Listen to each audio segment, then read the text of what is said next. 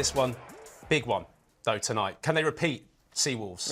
I don't know. It's going to be tough. I mean, from New England side, you don't win games with 3 yellow cards and 16 penalties. Tonight, that's going to be a huge factor to their success. And Seattle coming off of a tough loss. We'll see if they hit the drawing board and if they can right some wrongs tonight. Well, talking of the Free Jacks, Alex Corbisiero is pitchside in Seattle, and he was talking to head coach of the Free Jacks, Ryan Martin.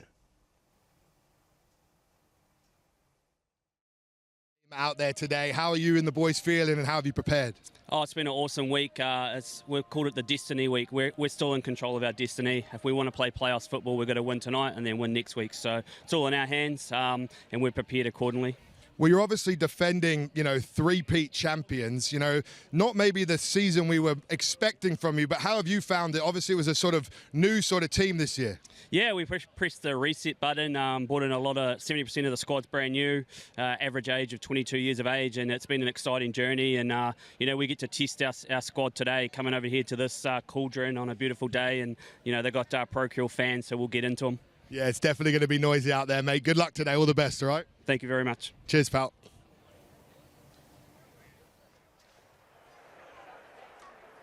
Destiny Week is exactly what Ryan Martin has said. They need a win today and next week to be in that playoff race, Claudia.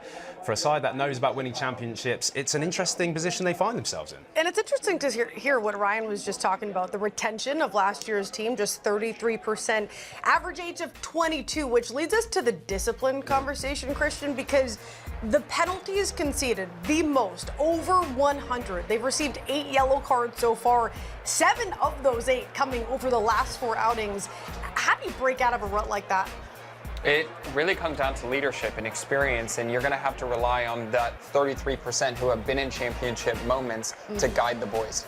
Fewest number of tries, fewest points. They've made the fewest post-contact meters, beaten the fewest number of defenders. It's my team, guys. I hate to pile on them, but they have some issues. Well, they do have some issues, and they've got to get it right tonight, Claudia. And meanwhile, for Seattle, they have also been a sort of topsy-turvy kind of team. They've had 8 games, 4 wins, 4 losses. And again, a team that we are so used to seeing in the playoffs and the championship. But meanwhile, the last time that they went last week against the Chicago Hounds, Christian, they've had 3 games where they won on the bounce, and then they go to the Hounds and get absolutely smashed. Final score on this one, 57-17. They struggled. 10 visits inside the 22, only coming up with 3 tries. Meanwhile, Chicago, 14 visits inside the 22, scored 9 tries on the Seawolves. Yeah, epic outing from them last weekend. And for Seattle, when they're winning, they're on fire, and I have a lot of confidence in them in the postseason. I don't think you can summarize their season from last week's loss. I really don't. Every team kind of goes through this lull at some point in the season. I hope they can right some of those wrongs. I hope tonight is a different story because I am a West Coast supporter. Well, they are vying for that opportunity to be the number 2 seed, which would give them a home semi-final. Alex Corbisiero caught up with their head coach, Alan Clark, just a moment earlier. Alan, obviously back at Starfire here, obviously a stronghold, but you've also got some really experienced veterans out there. We've been talking them on the show, but Rickard and JP, just a little word on them. Yeah, they've obviously been fantastic for the club. It's been their club for as long as I've been here and before that. And yeah, they're just, they're Seawolves through and through. Awesome. And if we look at, the game, the season a little bit, you and the Free Jacks, always a competitive matchup, but maybe both of you haven't quite hit the strides this season that we're used to seeing from the teams themselves. Yeah, both teams have had to deal with a lot of change. We've had our own adversity with injuries and the likes, but we're in the mix at the back end, and that's where we wanted to be. Well, absolutely. A win today puts you in control of still having a go at a home semi. How big would that be for you and your team? Yeah, for us, this week's about cementing a place in the playoffs, and then next week we can focus on that. Thanks, mate. Good luck out there today. Good to see you. All the best, folks. Cheers, guys. Interesting to hear there from Alan Clark on those 2 names, Rickard Hatting and JP Smith. They are Seattle stalwarts, they are MLR stalwarts, 2 Centurions who you like to think when you need the leadership at the most. At this time of the year, these 2 guys have to stand up for the Seawolves. No, absolutely, and they've been to multiple championship games. They're internationally recognized players. I truly think they're part of the backbone of this Seattle franchise. Tonight, the players are going to look for them for guidance and to really create the momentum for hopefully a successful night. I wonder as well whether Rickard Hatting will also produce this. He had a conversion. He's a guy who can do it all. He's a number 8. He's known for his ball carrying, but actually, the last time he played against the Free Jacks earlier in the season, as a former kicker myself, guys, this is almost verging on disrespectful. He makes it look so easy. The left foot. I mean, he's got it all. It's better than me. And all smiles, they're loving it. They were loving it. He is a player to watch and someone who needs to perform so well tonight, Claudia. Yeah, and Christian, you mentioned it. The OGs of MLR, you mentioned the championships, 2 for Hatting, Smith 1, veterans OGs of the game, Will. Yeah, they really, really are. Keep an eye out on them as this evening goes on because the veterans need to get Seattle going up the ranks. Of course, as I said earlier, trying to get into that number 2 seed. There is more to come here on Sunday Night Rugby with myself, Will Hooley, Claudia Balafado, and Christian Dyer is coming up. Don't go anywhere. More here on Sunday Night Rugby. It's Seawolves against the Free Jacks. It's a big one for the Coffee Cup. East Coast versus West Coast.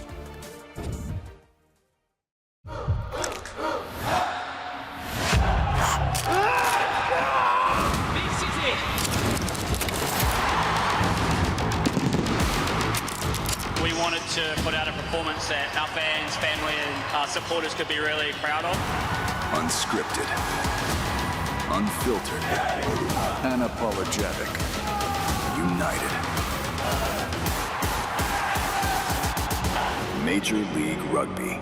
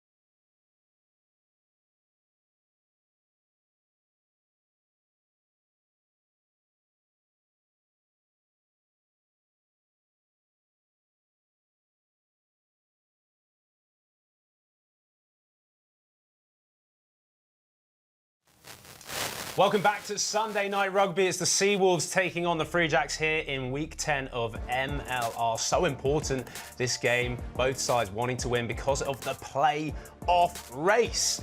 We've had Alex Corpusciero down pitch side. We can go back to him. Looks like he might have a few travelling fans with him. Corbs, over to you. Thanks, Will. I'm here, obviously. We've talked a lot about the Chicago Hounds fans this season, but the Free Jacks fans are known for how diehard they are, and they don't get any more diehard than Kenny here. I see him at every game that we cover. Kenny, talk us a little bit about your love for the fans. Yeah, so been with the Free Jacks almost since day one. I think we're number 60, 61 as the season ticket pickups. So right from the very start, just love rugby, love the Free Jacks. It's a great team to follow. We get right into it and we get the love back from the players, which makes it so much easier as a fan. Well, it's absolutely awesome. We couldn't do this without the fans. And to see you here, to see you representing, it sets a great example for what we need for our American rugby fans. Last thing I'm going to hit you with on the spot, what's your prediction for today? 24-21 Free Jacks, and we go and we upset Seattle, and then we go and take it against Chicago next week. Nate, the Oracle here. Let's see if he's right. Back to you guys. Thanks, Corbs. It is a big, long journey for the Boston, New England lot, going from, well, Quincy, Massachusetts, actually, for the 1st Regiment, to Seattle. Yeah. Great to see, though. Oh, it's awesome. And as a player, to see your colors in the stands in foreign territory means the world. Well, I tell you what, it does mean the world, and they're going to have to be loud and proud there at Starfire Stadium in Seattle. There was more rugby in Week 10 that's already been here in MLR. We're closing in on the end of the regular season. This game on Saturday, wow. Old Glory DC nearly did it against a Chicago Hound side who have been so dominant, but as you can see, Chicago did get the job done. But they really had to fight all the way to the end. In fact, it was Mason Fletch, the Canadian international, who got 2 tries to bring it back for the Hounds, and it's another win, a 9th consecutive win. DC not quite good enough. The other game that happened was earlier today. California Legion, well, it was a Stefan Krimp show. The try scorer got a hat-trick overall, the fullback for the Legion, against an Anthem side that has been struggling. Look at that. Christian, that might be contended try of the year. Great performance, though, from California. No, it's awesome. I mean, they thrive in that unstructured chaos rugby, but that try is definitely up there. California putting up numbers that we're used to seeing with Chicago. This is so crucial, as we've been saying, for both teams. Seattle, though, they win, they'll then be fighting for that 2nd seed with California. That game next week in Seattle, that home field advantage, so crucial. If they lose, then California automatically gets that 2nd seed. As a player, that's a lot of pressure on the mind. Just how important is home field? Home field's super important. I mean, you want that energy. You just want the simplicity of your normal routine going into big games like this. You don't want to travel. And going up to Starfire Stadium, it's a hostile environment. It's like the 16th man here. We see the race to the playoffs. And New England mathematically still in contention, even with a loss. Well, yeah, look, it's not all do or die tonight, but even Ryan Martin has said that it's so important that they get the win today and then the win next week. Well, look, rugby games are really important, but off the field is probably more important. And there is a player, Dan Creel, playing for the Seattle Seawolves. And we want to highlight the charity that him and his wife, Candice, have put together, Happy Bundles, that helps with kids with cancer. Check this out before we go to the break. This is very special. To be honest, rugby is tough, but I think there's a lot more serious things that people face. In 2020, I was diagnosed with stage 3 breast cancer, and your world turns upside down. And I remember I said to Tan, I don't know why, but I just have this great feeling that something good is going to come from this. And so we started Happy Bundles. It's been the best ride. I think a lot of people only see sort of the rugby side, but I think 90% of our life is off the field. You know, where we are able to do the work that we do for Happy Bundles and help these kids and their families. There's always a light at the end of the tunnel. It can't be rainy days forever. You need the storm to have the rainbow.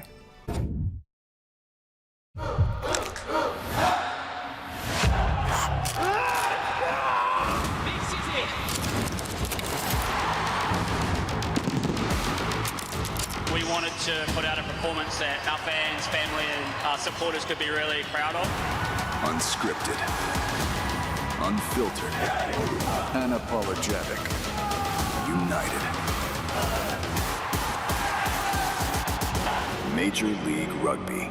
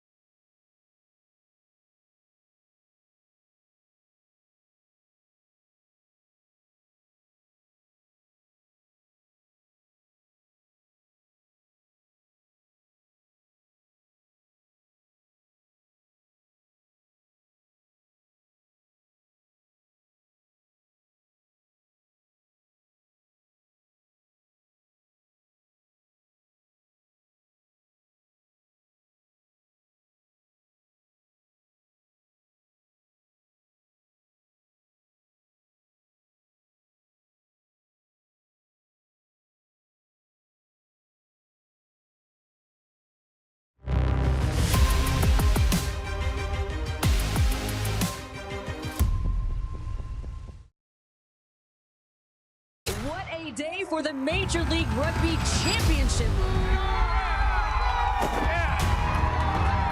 Months of sacrifice, 80 minutes of battle, and it all starts with this whistle.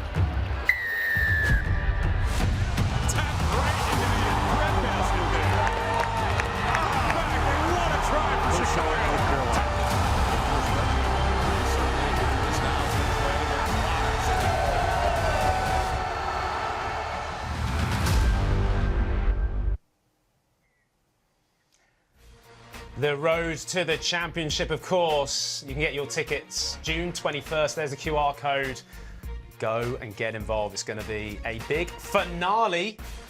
But really, tonight, there's something else to talk about, Claudia. The coffee cup. I'm a Free Jacks girl, right? So it's kind of wrong of me to ask, but I need to know the origin of this because I'm slightly confused. But I was told New England is winning, which makes sense. Okay, well, there's actually more to this than just that. Coffee cup. So Seattle is Starbucks. Starbucks is from Seattle. Okay. Dunkin' is from Quincy, Massachusetts. Yes. So it makes sense that it's the coffee cup. These guys, this is the 10th encounter. New England have won 5, Seattle have won 4. So it means something. And obviously, who's got the best coffee? Okay, well, you guys already know I'm going to say Dunkin'. You're going to say Starbucks. So let's do an actual taste test. Our barista, Nick. What can go wrong? Okay, so we don't know what these are, clearly, but they're written underneath the Post-it notes, okay? So everybody get one, and this way you can't lie, and I really hope Christian ends up getting Dunkin'. I've already had enough coffee today. I think West Coast already wins based on how you say coffee. Sip blue. Think the pink? Pink okay, first. okay. Ladies first, yeah. Oh, I'm pretty sure on that. I'm pretty sure. That's Dunkin', that's is Dunkin'. pink as Dunkin'? No, that would be too easy. Pinky up. And that is Starbucks. Yeah, that's Starbucks. That's Starbucks. Let's see. I would say Wait, that- but which one's better? I would say Starbucks is better. I hate to say it, Duncan. Oh! I was back. We were so wrong. We just do everything better in Quincy, Mass, and Boston, Starbucks won and for New me. England. That we have donuts. Starbucks has cake pops. Like No it's way. just it is what it is. And this isn't even iced coffee, which is how you're supposed There to is drink coffee. no in New way. England. I'm sorry, but that's my better taste too. palette's gone. Corbs, I don't know if we can get to you, big man. What do you prefer? Do you prefer Starbucks or Dunkin'? Surely you're Be careful, a Starbucks man. Forbes. Listen, I'm going to be honest. The reason why Starbucks wins for me is because I have a blonde roast. I've drunk a lot of Dunkin', to be honest, and I've eaten a lot of Dunkin' Donuts too, and I'd say the food's better there. Yeah. But I'm a blonde roast espresso guy, so that's kind of my vibe at Starbucks. So, and probably picking it goes with my pick for the win today as well with Seattle. So it's a double entendre for you there. Okay, buddy. Well, I hope you've had your coffee because it's now time for Rugby 101. And this week, we asked the fans what Rugby 101 they'd like to do. I'm intrigued to know how this goes because we were told, buddy, that people want to know what the goose step is in rugby. Over to you, Alex Corpusera, a former prop. Good luck. Well, Will, I'll be honest. I was struggling for examples and inspiration of how am I going to pull this off, but then I managed to find a clip of you absolutely pulling one off, and I thought, why didn't he ever do that as a player? And for me, you know, I was watching it with Dave Dennis, and both of us were saying, both played with you, never saw you goosing, but now in that spring chicken life and media, you crushed it. But, all right, guys. We're going to talk the goose step, and obviously I'm a prop, so I'm probably going to call this the moose step because I don't have the gas or the footwork to pull this off in real time. I have the lovely Jalen here from our production team to be my demonstrator. All right, key things with the goose step is I'm trying to get the defender to sit down on my step. Ideally, the goose is almost like a hop in the air, and then as I hop, I then kick that foot. But at the same time, when you do goose, both options need to be on because you have to react to the defender. But say we're here, we're going, I'm closing the space, I hop, boom, and I'm trying to get outside the defender. And it's really, especially those players with pace or footwork, that little bit of acceleration after the kick is the key. So it's a hop, a kick, and then a little bit of a run, which is the bit I can't do and why I call it the moose. But that's really the word of the goose step, because then as I get round, I can offload on my outside shoulder, and it really is a real skill that you'll probably see out here from Footy and other players who are a lot more gifted than I am. We probably should have got Christian Dyer in studio to demonstrate that, but I'll give you two one more time because it's probably the only time in the rest of my life I'm ever doing this. So hop, skip, and I'm gone. There we go. Back to you guys. Wow. And the that hamstring is- with it. It was better than yours. Who gave you a 7-8, first of all? Who's rating? Because it was actually half decent. It was cold. It was cool. Look, thanks so much, Corbs. I appreciate you. Wow, what a Rugby 101. Thank you to the fans for sending that in. Lastly, though, we need to talk about tonight's game. We're coming to the end of the show and kickoff is looming. Let's talk about a matchup because we can talk about coffee, we can talk about two championship teams or championship-worthy teams, maybe. Who's the matchup? Looking at the nines, the scrum halves. Andre Warner for Seattle and Oscar Lennon for Free Jacks. Warner first. Yep. Warner's aging like fine wine. This guy's performance continues to grow and get better and better. He snipes for opportunities. He's always sniffing around. And, I mean, he's got 4 tries on the season. He's running a ton. But on the flip side, Oscar Lennon is this energizer bunny as well. They play really well within their structure. They bring tempo to the game. Tonight is going to be cool to see these nines go up against each other. Yeah, and the numbers are pretty similar for him. You mentioned the 4 tries. That's the case for both guys. Same number of passes, similar number of kicks in play. You mentioned the Warner, a bit more of a running threat, more carries, clean breaks, try assists. Does that give him the upper advantage, the upper hand? No, I think the upper hand comes from his experience playing the game. He's an older player. He's played in South Africa, 2 teams in the MLR. That's where I think the upper hand comes from. Experience. Yep. Yeah, I mean, they've got to be pivotal to their sides because actually their halfback pairings are very strong. Very. Davy Kutzer for Seattle, he goes very well with Andre Warner, and of Joel Hodgson, he's got to step up today alongside Oscar Lennon. And I do think in the end, when you think about two teams who have not had loads of control this year, quite literally looking at their wins and losses, it's going to be vital that those two pairings work together. No, absolutely. Those pairings are going to be pivotal. Just the structure of the game on both sides, and they're going to dictate where the game is played. They're going to dictate the momentum. I'm team Kutzer-Warner. And they have this cool history. I mean, they grew up together. They know each other from home. It's a great relationship. And you bring that to the field. I think that is a little... So you're saying Seattle? I'm saying Seattle. Claudia? Why are you acting like you're shocked? We knew he was going to go Seattle. Like, the Free Jacks are worrying me a little bit. I think they have a lot. The set pieces have looked good for them either. The defense is tough. But I'm going to go New England because I can't come in here on Sunday Night Rugby and not choose my own team. So. It is a massive matchup here on Sunday Night Rugby. New England, they need to win today and next week, ultimately to continue their playoff race. For the Seawolves, they need to win today if they want to get that home playoff. It's week 10 of Major League Rugby. Ben Holden and Bree Kim will be on the commentary booth. From us, we'll have more at half-time and post-match. Don't go anywhere. It's Sunday Night Rugby. It's Seawolves versus Free Jacks. It's for the Coffee Cup. Live kickoff next.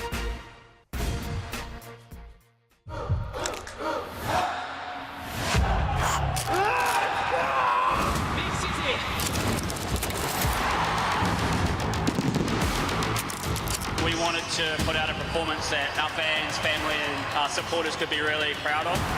Unscripted, unfiltered, unapologetic, united. Major League Rugby.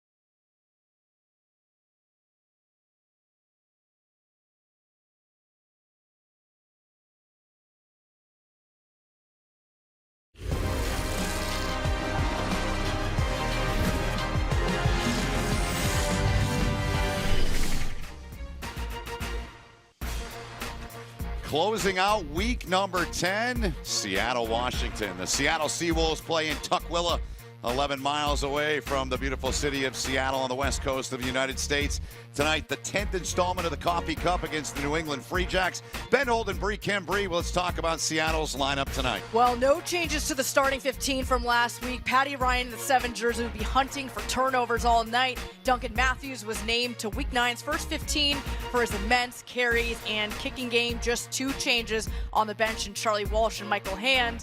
And now for the New England Free Jacks, lots of changes in this forward pack. But the headline, Jamison Fontanana-Schultz gets his first start. It was Free Jacks' career at 8-man after returning to MLR last week. In the backs, Oscar Lennon at halfback and Ben Lesage both having immense seasons. And the wait is over, Ben. Andrew Quattro makes his 2026 return off of the bench, this time tight head prop.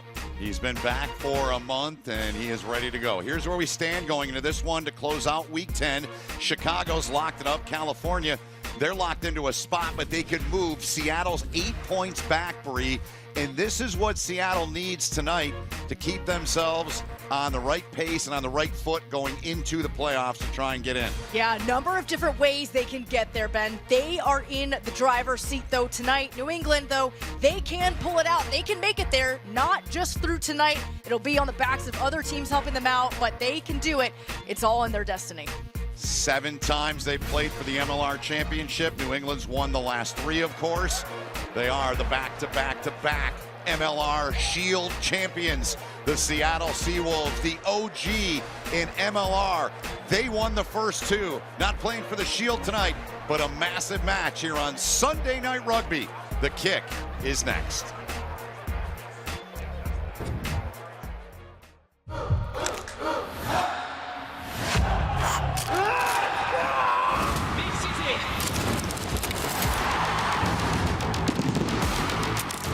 We wanted to put out a performance that our fans, family, and our supporters could be really proud of. Unscripted, unfiltered, unapologetic, united. Major League Rugby.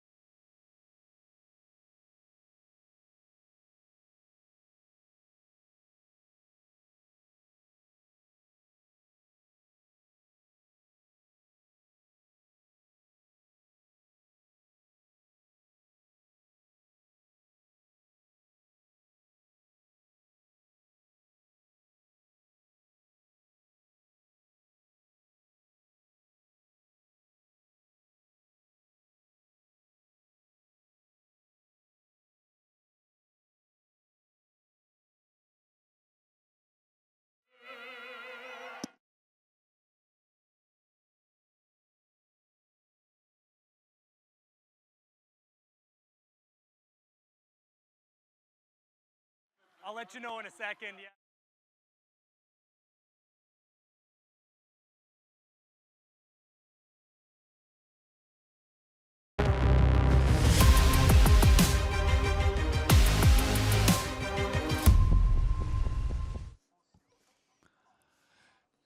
The Coffee Cup set to get underway for the 10th time. But first, tonight's broadcast is brought to you by Globant, the official digital transformation partner of Major League Rugby.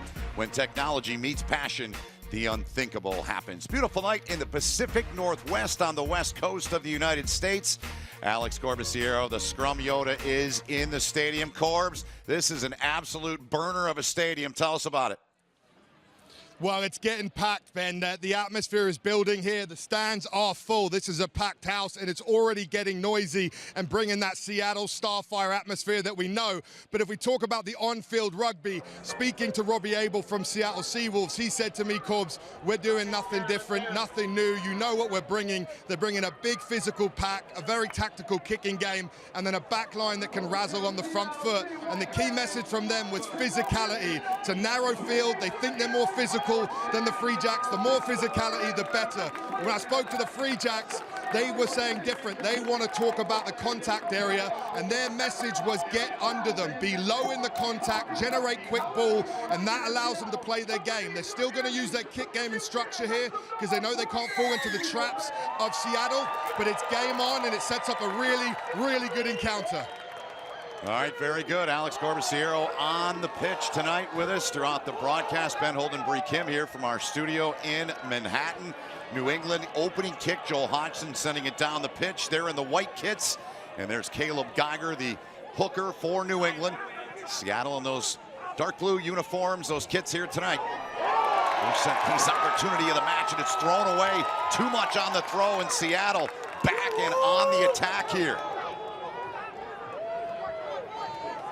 Seawolves had won 3 in a row. They dropped their last match against Chicago.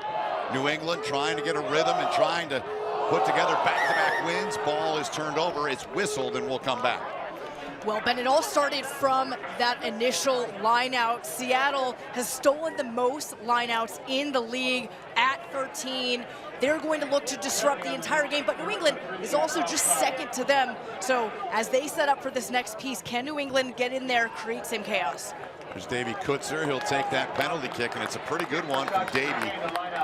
Came into this one and to the weekend, 71 points, second in the league. And you heard Christian Dyer talking about he and Warner so connected. Really, you look at both of these 9-10 combos, more so on the Seattle side. They are very connected, especially the Seattle one. Yeah, of course, such a good engine as we see Seattle take this one cleanly just outside the 5. So here they go. They've got the big man in the middle there. Redling High's in there trying to steer this thing. A little communication there between Dan Creel, number 12 there, and Rousseau. 2 dangerous centers for the Seattle side. Riekert Hatting in there in the scrum cap and that famous beard. He's been on the Seattle side since they started back in 2018, been their captain since their inception. Ball turned over here, and that's a big turnover. And there is Jamison Fonana Schultz calling his name for the first time here tonight, Bree. Already injecting some pace, but right now, the Free Jacks defense just doing enough, creating enough pressure to force Seattle to make that first error.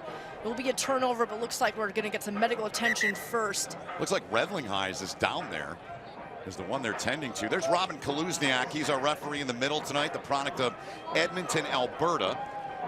Shanda Asmus and Marquise Goodwin are the ARs. In-stadium review official is Chris Asmus. And in studio with us, the one and only Lex Weiner. Lex Ray Vision, as I like to call him, if there are any challenges. Seattle and New England, 9 previous meetings. They met, of course, in the 24 final. 7 shields have been handed out, Bree, and 5 have won between these two franchises.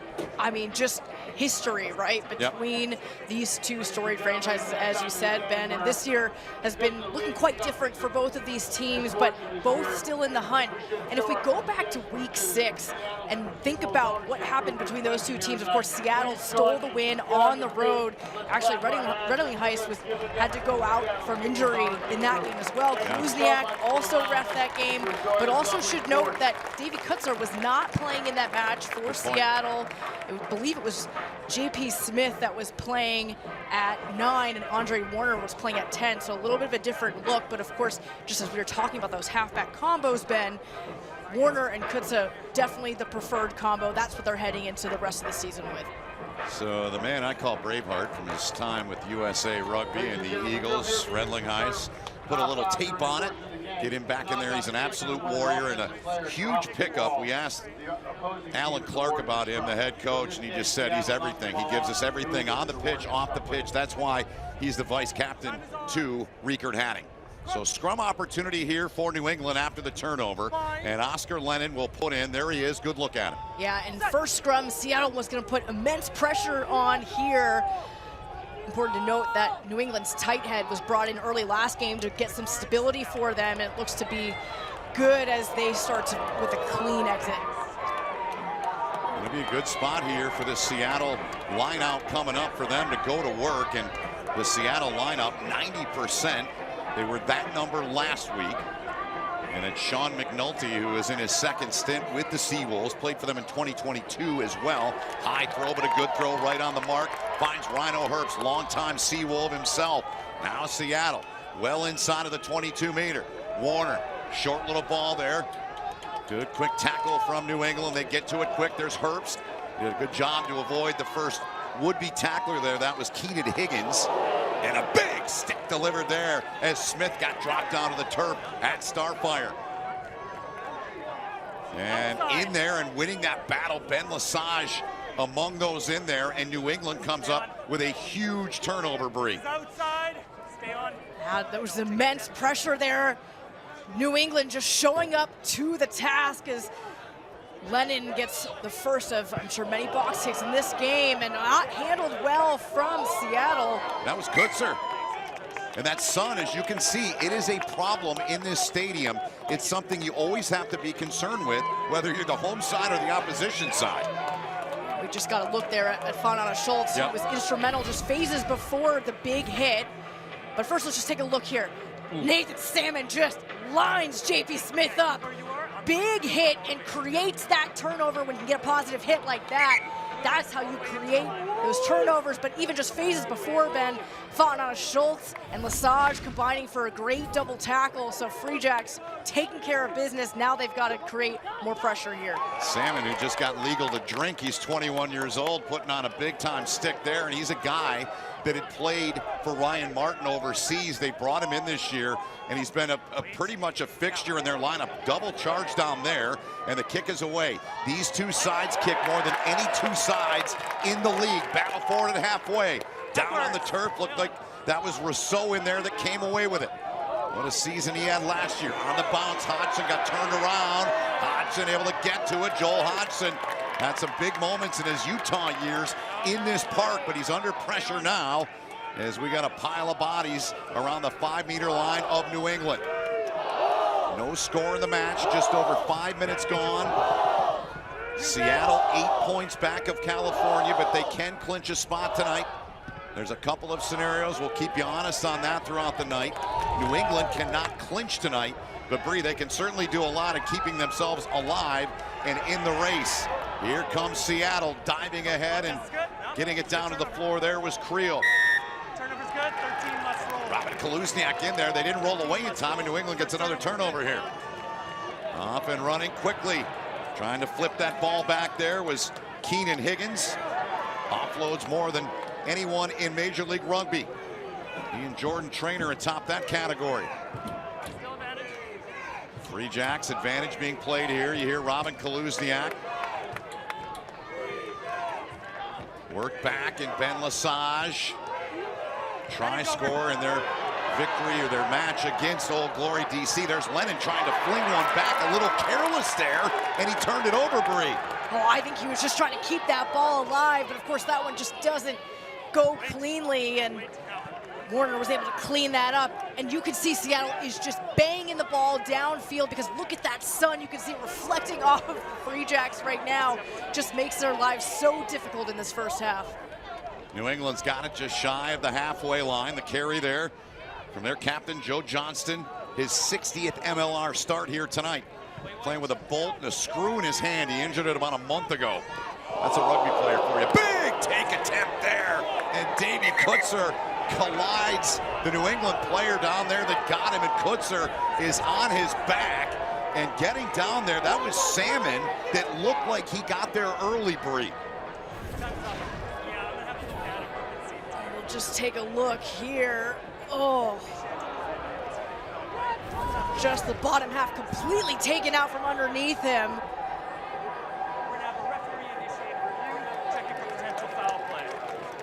So yes, we will have a review as Robin Kaluzniak will go over. He'll get some assistance in the stadium from Chris Asmus. We have Lex Ray Vision, Lex Weiner with us. Lex, what'd you see on that?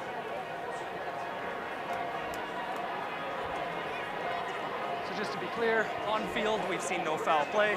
We want to make sure that both players contesting are in a realistic position to gather the ball. If he's not in a realistic position, then we'll end up going with a sanction for tackle in the air.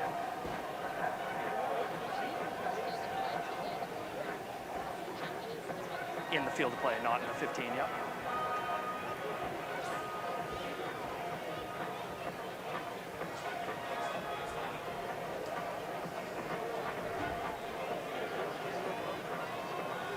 Okay, thanks, I'm seeing that.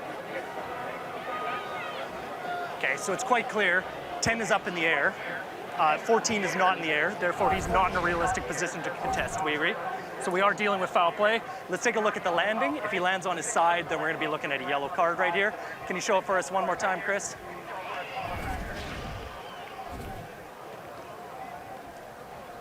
Yeah, he lands on his side, okay, so it is a dangerous landing. I'm looking at a yellow card against number 14 white.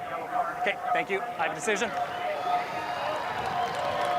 Following a referee-initiated review, it was determined there is foul play. The player's landed on his side. It's going to be a yellow card against number 14 white.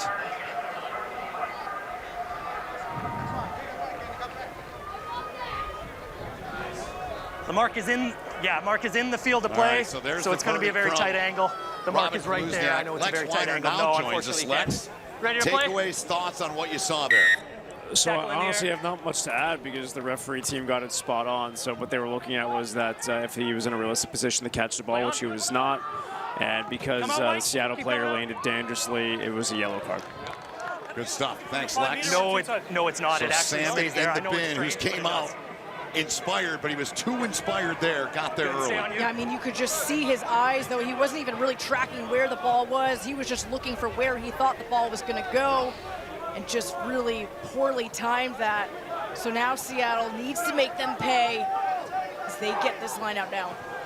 In Seattle, in terms of yellow cards, they came in with 8. They had 2 last week at Anthem. Nate Sylvia and Ali Almer. They had 3 against Seattle when they met in week 6. Here comes Seattle, but they mishandle it. Riekert Hadding had it and lost it, and they turn it over. Oh, and they had just threaded the needle beautifully on that pass to Hadding. The patience and composure, and then just spilled at the last second. Let's take a look here.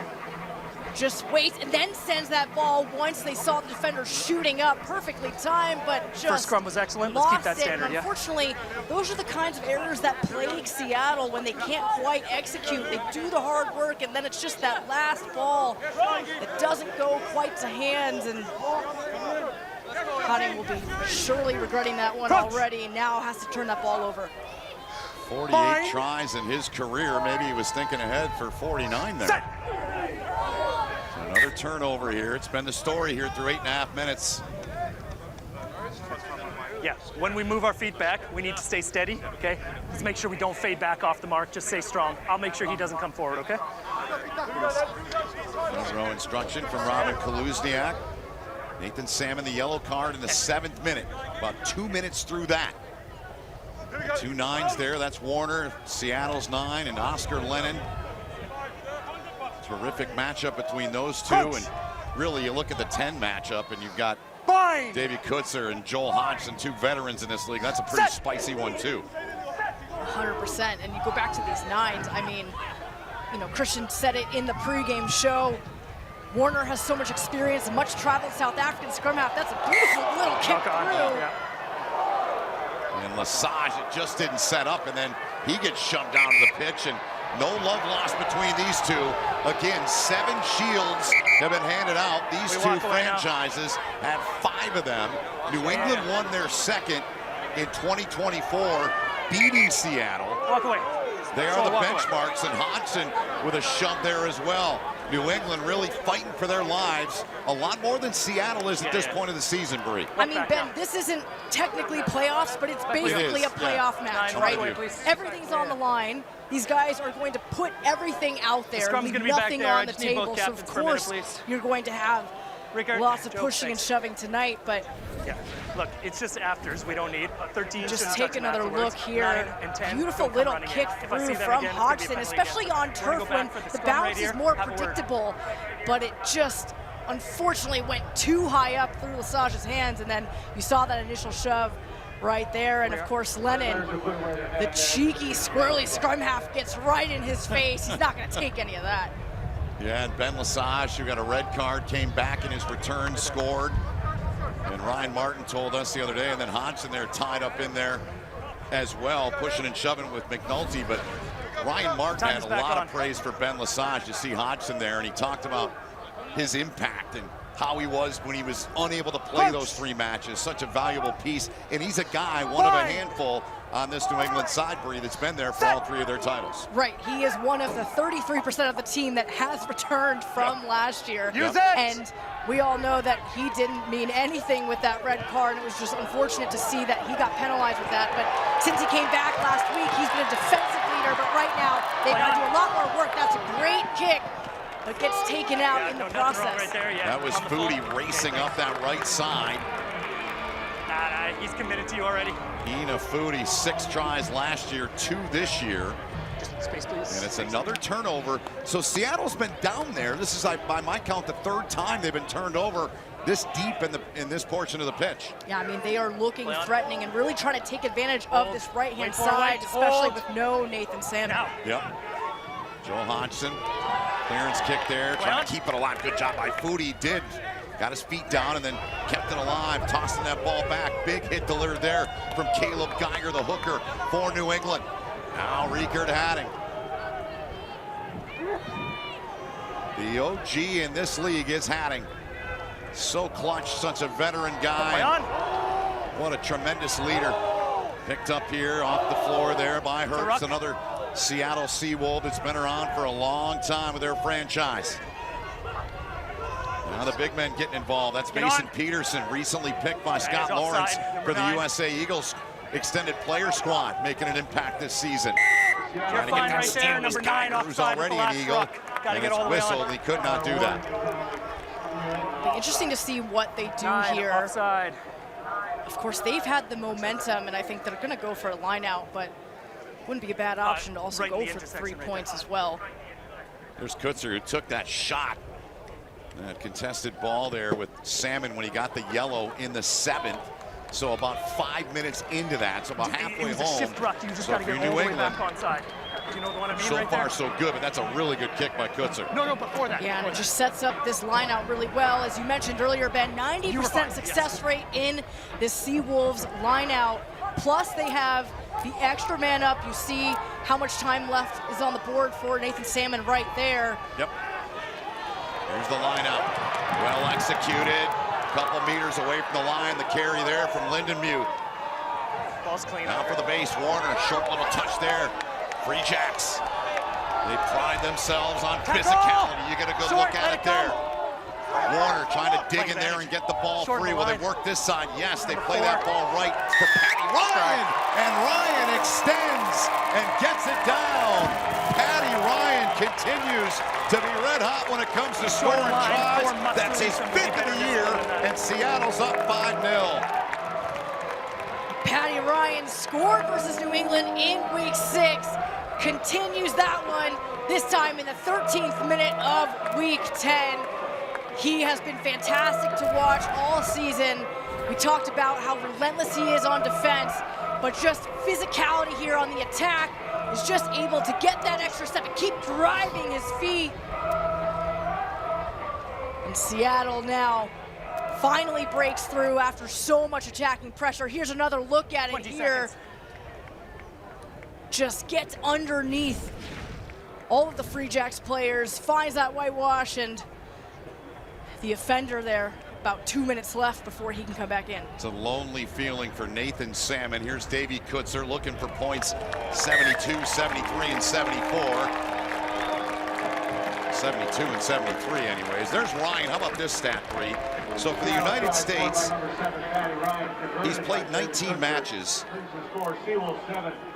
For Seattle, he's played 24 now. He's got 5 tries in his time with Seattle, 2 tries for the USA Eagles. A valuable guy, leads them in tries, leads them in tackles as well. 4 tries in the last 7 games. So now you add that, it's 5 tries for him. just an outstanding flanker to have on your side as this one gets taken deep. Big carry, big collision there. Riekert Hatting. How he does it year after year is amazing, isn't it? Just continues to be an absolute warrior out there. Ball down on the floor, stripped out. New England's got a big turnover, and it's picked up by Himopo. Newcomer to this Free Jack side here in 2026, Tavita Sole. 5th season with New England, 3-time MLR champion is Sole. Now Geiger, the big man out of Colorado, bruising his way in. Lennon. So great opportunity here for New England. Nana Schultz came off the bench last week at Anthem, his first start after playing overseas. Here's a tap and go from Lennon now. Lennon, short side of the pitch now. Played that ball on, got it into the hands of Keenan Higgins. Higgins has been a great addition this year to the starting 15 for New England. Lennon, Nana Schultz. I've got that caught, play on. Missed the ball. Bailey Wilson in there that had his hands on the pill. Lennon playing it left. Lesage in there trying to help push his teammate. You see that sun just glaring off the pitch. Norris the carry now, newcomer to New England side this season. Outside, off a body, played back, good offload. Lennon, short ball, gets it there into the hands of Killian Coughlin. Now Lennon zings one to the right. Advantage offside, Geiger. number 4. Pick and go, you heard Kaluzniak, pick and go. And you heard that call there, offside on Seattle. Played off, Nana Schultz. He lobs one back, and now it's down on the floor and reset for the advantage, Bree. I like what I'm seeing from this Free Jacks attack. Staying patient, chipping away phase after phase, getting some more positive meters, and 4. A good little pick from Geiger off of the ruck too to keep it going forward and fast. And now they set themselves up for their first 5-meter lineout. Callum Botcher was the guilty party there for Seattle, number 4, who was offside. Okay. Line out chance here. Set inside. New England very good in this department last week, north of 90%. Looking good here so far on that throw. They get it in. It's spinning and turning. No, two, get out. Good. That's once White. Ball at the back there. They get it under the right arm. It looks like a Sole in there. Tavita Sole. Advantage here again for New England. I'll explain this one. So let's listen in here to Robin Kaluzniak. Captain, number 6. Yeah. So he's through the middle, but he can't then just collapse them all. He's clearly collapsed them all 4 meters from the line. It's a yellow card. The lineout was over, so you do have to kick it if you want the he gets a yellow right there. here in the 18th. Number 4 collapse. Sorry, number 6. Number 6 collapse. So they'll go right back to this lineout now, 1 man down, and you can already tell Kaluzniak is not having any of it from Seattle, already having disciplinary issues so close to their try line. And this one knocked away, tap back, and it's into the hands there of Patty Ryan. So a huge turnover for Seattle right there. Get onside, 6. Up against their own 6-3, line, they get tap one onside. back in the line out. Now Redlinghui's in the bin for 10. And New England will go back to work here. Look, this is the line-out battle that we expected, back and forth, and a good shot of Andre Warner. Some blood right there that he's not going to get cleaned up anytime soon. Welcome to the party. High on that throw, down on the floor, picked up by Seattle. Good alertness, big clean out in there. Bodies flying all over. That was Botcher that came in for Seattle, shoving the New England player who's still down. Is that Nana Schultz? No, it's in. It's inside. Yeah, it's inside. And it looks like we'll see as they get set up for this next line out. Is Nana Schultz still down? Looks like he's back up. So right there. Tough hit, tough clean out from Botcher. Thanks. Time is off. My mistake. It's we got a challenge coming in. He's still on the ground. Just give a little bit of space. We got a challenge coming in.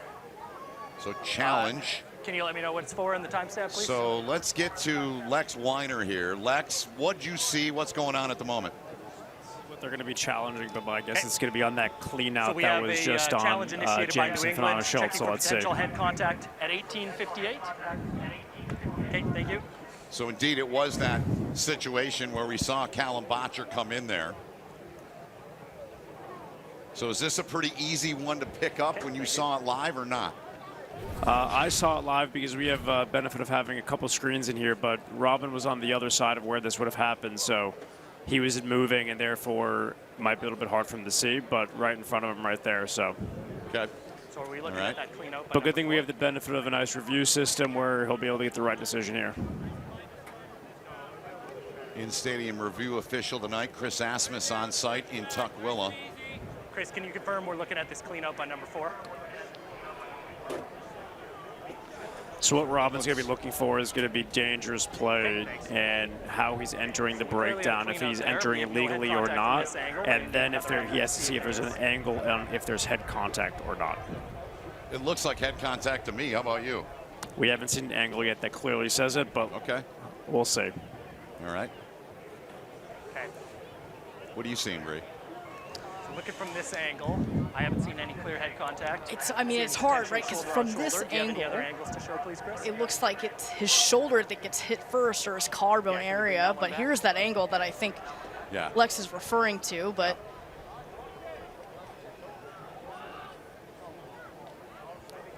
what do you think, Lex? Shoulder then head? Well, it's not direct head contact from what we're seeing right there. Right. So what Robin has to see if there's anything clear and obvious on the footage before he assumes any sanction. Therefore, no foul play. You just heard Robin say no foul play. Okay. Okay. Then I have a decision. Following a team challenge by New England, it was determined that there is no head contact and therefore no foul play. New England's challenge is unsuccessful. They have no challenges remaining. Yep, that's massive.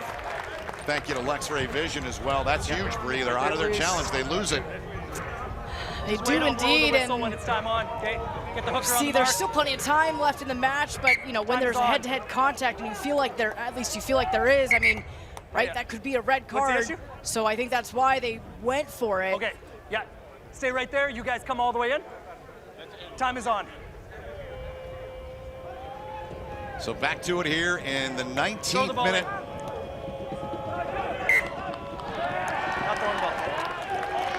And New England. You can't scrum from a free kick. Play. Too much movement in there, and they turn the ball over. That's a big, big mistake from them. Play back here for Warner now.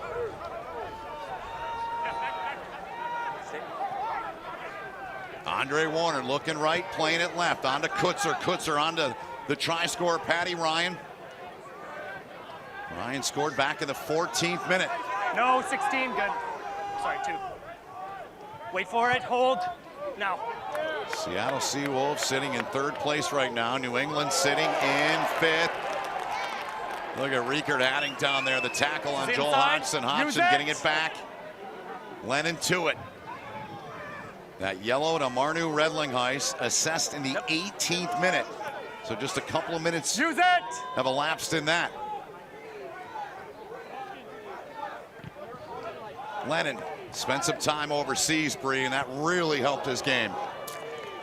Yeah, I mean, it's crazy to think about the season that he's had, right, or even just the last couple years. Yeah. Last year really didn't have a ton of time on the MLR field, was sitting behind Cam Kilameti for most of it, and then went away, played for Bristol for about 3 appearances, needed to cover for some injuries that they had there, and boy, he has been electric this year. He has. We've got our first hydration break here in the 21st minute. Seattle leads it 7-0.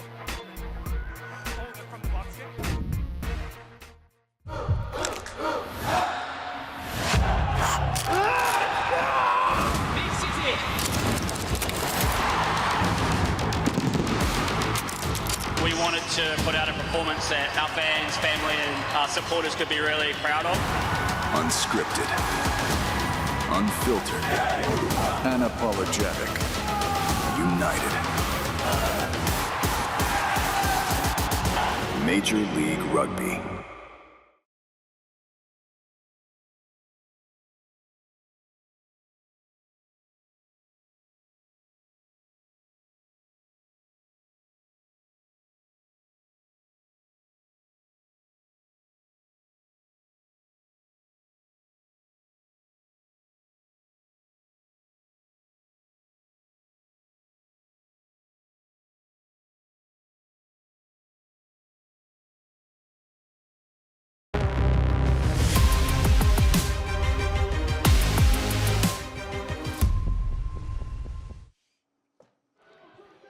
Welcome back to Sunday Night Rugby, and our first hydration break was brought to you by Recover 180, the organic sports hydration drink built for today's athlete. Ben Holden, Bree Kim with you from our studio in New York City. Alex Corbisiero is down on the pitch. Corbs, give us your thoughts to this point, my friend.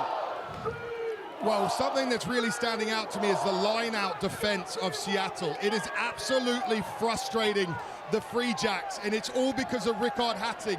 The way they mirror and the way they compete is really frustrating. You've got to remember at Seattle, it's a narrow field, so the line-out spaces are narrower than normal, makes it easier to compete. Where Seattle are different than everyone is on the goal line when teams try to maul, Hatting goes in the air, and it's very frustrating. I had a hard time with it last year coaching against. It really means that you've got to try and maul off the front. But what it does is he says the percentages work for him. It's high risk, high reward, but it really worked out for them so far. Great stuff, Corbs. Yeah, I was going to mention, I'm sure you know firsthand about coaching against them when he was with San Diego, with the San Diego Legion. Bria, I don't know you wanted to add something there. No, I mean, just to add a little bit of a stat to back up exactly what Corbs was just saying, Free Jacks have had 6 lineouts. They've only won 2 of their lineouts thus far. Not a good number. Not at all. Number. Not good enough. And, nope. and when you have someone like Hatting who can just disrupt, I mean, Bailey Wilson on the other side leads the league in line-out steals, but right now Hatting is having an immense game. He doesn't get this one, but the throw's high and off the hands of the jumper. Ryan now plays it on. Kutzer goes way outside. Seattle down a player. Marnu Redlinghuis went in the bin in the 18th minute, so he's got about 6 minutes left in that yellow. 7-0 Seattle. Kick from the back from the Seawolves. Here's Mitch Wilson. USA Eagle and one tough customer. At 15, that fullback, Lennon wants to get in there, looking at Kaluzniak. And they're saying he didn't release the ball. I mean, what do you do? But here comes Seattle. Tap and go on the restart. Warner. It went backwards, and now in a wild sequence, New England kicks it back down where Kutzer's got to play it. Oh, I think they were pleading that the Free Jacks player wasn't 10, but Free Jacks got away with that one, and now looking to counter this time, hoping not to turn the ball over again. Here's Wilson now. On to Nathan Salmon, and Salmon takes on the would-be tackler head on. Salmon playing with a ton of energy and physicality tonight. So too is Bailey Wilson. Number 6 there. Great pictures, great sounds from Tukwila, Washington. Closing out round 10. Another call, that one on Seattle. If you kept your feet, it's a good thing you left that one off feet. You can hear the clear comms there from Kaluzniak, and Hodgson now setting up for another kick downfield.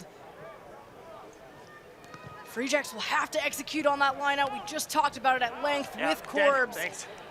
But so far what Seattle has done, once they turned over that ball, they boot it down deep, and that's really been the formula they've been following all half, because Free Jacks have had a tough time countering against that.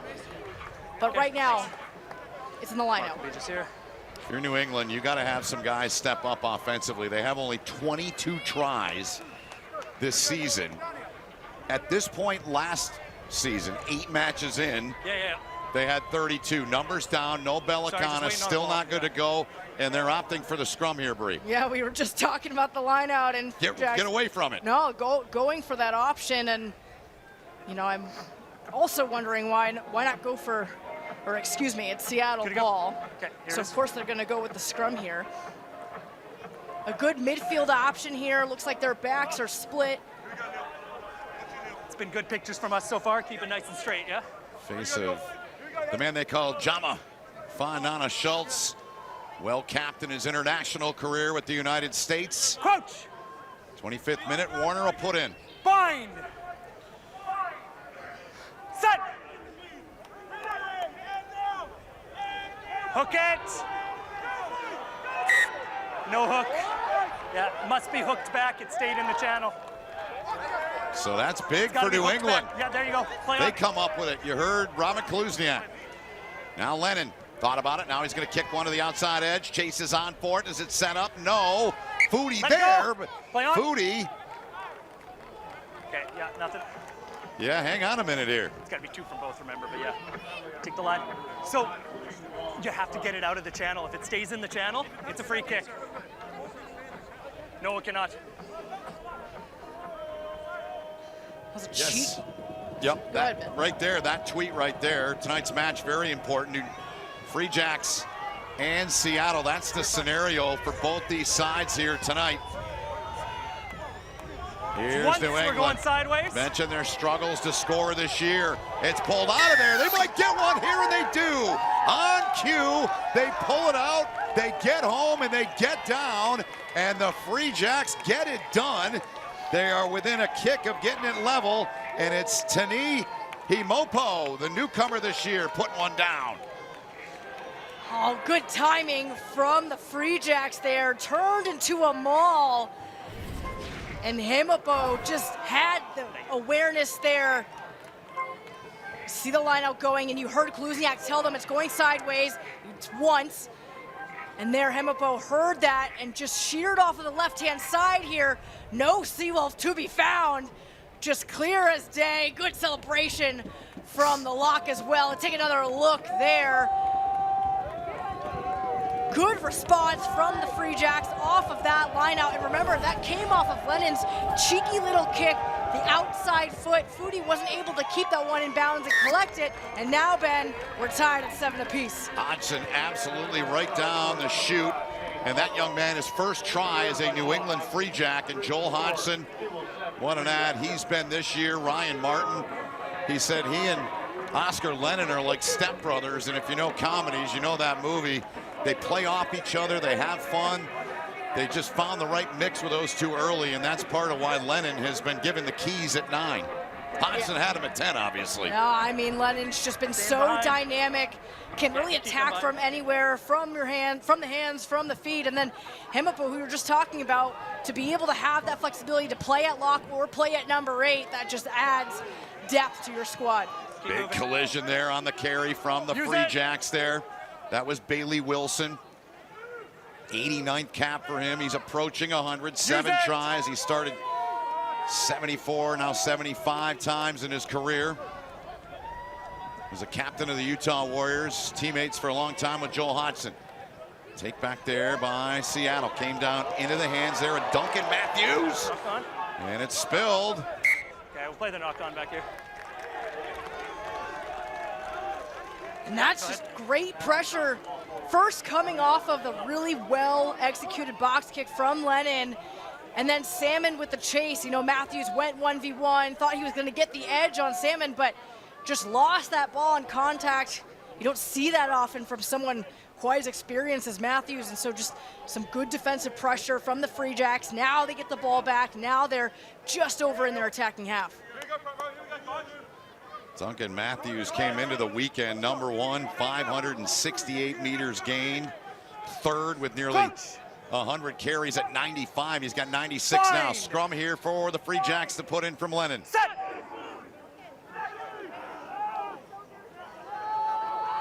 Happy. Look back, good work from the Free Jacks. Fanana Schultz played it back. Lennon, he'll move it on. Lennon gets in there quickly to the base. Spinning it on to Hodgson. Now Mitch Wilson, how about that carry from Wilson? Avoids a couple. Lennon to it.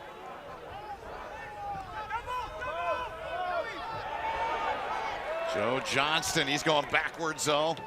Redling Ice, his yellow is over. You see him in there. The hair looking like Braveheart in there. The beard as well. Back into it. Geiger, he's upended. Big shot delivered in there on Caleb Geiger by Lindenmuth. USA teammates. It's knocked down, and Seattle wins another battle here. Oh, he's doing talk everything about he can. He's going up battering in that and tackle. bruising. It's no foul play either way. Carry after carry, and Seattle stands up to the task there. You know, it's interesting, when the rosters first came out, I was taking a look at New England's forward pack, and, you know, I think the first thought I had was there's a lot of loose forwards in this pack. And I think you wonder about this physicality. Can they stand up to it? And so far, they've been doing quite well. I mean, Hemapo just did really well in that carry there, but it's just the pressure that continues to build, and able to steal that one. And that's what Seattle does. They grind you down, phase after phase, turn over that ball. Right now, winning the physical battle for me. One of the things you and I talked about pre-match, in fact, it's number one on a note card I have here in front of us. The 9-10 connectivity and getting that back line going, which has been a key for Seattle, but we haven't seen them get it going yet. Well, and the reason why I think is because they haven't had a lot of forward attack. And what I mean by that is, in order to get your back line going on the outsides, especially on the edges, you have to get the forwards in the middle to do the work, and I'm not sure that we've seen a ton of that yet. Free Jacks have had more possession. Good stuff from Bree Kim. Ben Holden with you. Alex Corbisiero is pitch side. Will Hooley, Christian Dyer, and Claudia Belafonte will take it through halftime in the postgame portion of the match. There's the indication from Kaluzniak. Riekert, you don't come up to me and confront me like that. It's a penalty only. There you have it. If one would know better, it's Riekert Hatting. I mean that kindly. Kaluzniak isn't taking anything from anyone tonight, especially. Well, we were joking with Lex, who refereed for a long time, now our laws analyst tonight. I said, what'd you think of Seattle? I said, you get booed there all the time? He said, no. But he got booed elsewhere. Just comes with the territory when you're a referee. Here's a look back, Bree. Yeah, and you see Lesage is trying to show a picture that he's not getting involved, but there is enough contact there. Not able to keep his footing with Smith, so draws the penalty there. Good look at Davey Kutzer. 4 years he spent in Houston. 358 points. 1 for 3 last week from the tee, but on the season, 24 of 29 coming in. Make it 25 of 30. Here's McNulty now. Plays that ball back into the hands of Dan Creel, the veteran Creel. So instrumental on and off the pitch out there in Seattle with the Seawolves franchise. Thought about it, now keeping it. That's down to the floor. That one goes. McNulty there. Now Warner. Gonna get back into the hands of Botcher, the Canadian. 11 caps in his international career. Seattle getting away. Good ball. Now down on the floor. Ryan kicks it ahead. Okay, we'll play the advantage. Schultz will track it down. Advantage is over. There you have it. And Hodgson with a kick that finds touch. Thought Matthews was gonna send that ball just a smidge earlier. I thought he was gonna release it here. Tried to go behind the defender, and that one just didn't quite go. I think Kaluzniak called it forwards there, just not executed the way he would have wanted. He's okay. Check in with Corbs, down on the pitch. Corbs. Well, guys, the story for me right now is the turnover rate. Both teams are spilling the ball or getting done at the breakdown, and it's really sort of keeping this a low-scoring game. We've seen exciting rugby, but we're just not seeing a team able to hold on to that ball in that last third of the field, and that's really getting each team relief on defense, and then we're getting caught in a bit of a kick battle in the middle. The key for me is the team that can hold on to the ball and get consistent phases is the team that's going to win this game or get the better of this half at least. And just a reminder for everyone, if you haven't watched Seattle at home, they are known for a big last 5 minutes of each half. The crowd gets rowdy and the energy comes up, so the Free Jacks got to be ready for that as well. Great stuff, Corbs, and on cue, a miscue from Seattle in that lineout. So we'll keep our eyes on that here. As Corbs mentioned, they're always pressing in the last 5. We're about a minute away from that final 5 here in the half. New England, here they come with speed. Crash ball there from Bailey Wilson. Lennon, he'll work it back. Fontanna Schultz, his first start with the Free Jacks. Man, it seems weird to see him in a Free Jack kit, doesn't it, Bree Kim? Absolutely, but still the red, white, and blue from him. Still red, white, and blue for Jamma. Now Lennon to the edge. Carry there. Tight quarters for Salmon. Oscar Lennon. Now Geiger Play on. Love what Scott Lawrence said about him last year. He said, I love that he's 100% American beef. Yep, play on. Is Geiger. He is a big, thick customer, is Caleb Geiger, developing his game outside. Good ball, dropped right in the bucket, played back. Salmon had to play it back or go into touch, and it was unable to be gathered in there by Ben Lesage. Oh, and Salmon was just trying to keep that ball alive. Did so successfully, but Lesage not able to gather it. You need a second. And you talk about another turnover. Going off of what Corbs just said, Ben, you look at the numbers, it's something like 12 turnovers for Seattle, 7 turnovers for New England. I mean, those numbers are outrageous. That's supposed to happen in the first couple weeks, not in week 10, right? I think both of these teams are trying to play high risk, high reward, pushing the envelope wherever they can. And I think the messages in the sheds at halftime are going to be keep it quite simple. I mean, Chicago Hounds locked up the top spot in the playoffs. California, tell you what, California getting hot here down the stretch. We had them last Sunday, 42 points, 55 today. They're at 29. The race is for second, third, and for the fourth team to get in. Seattle 8 back of California as we speak now. DC in fourth, a point up on New England.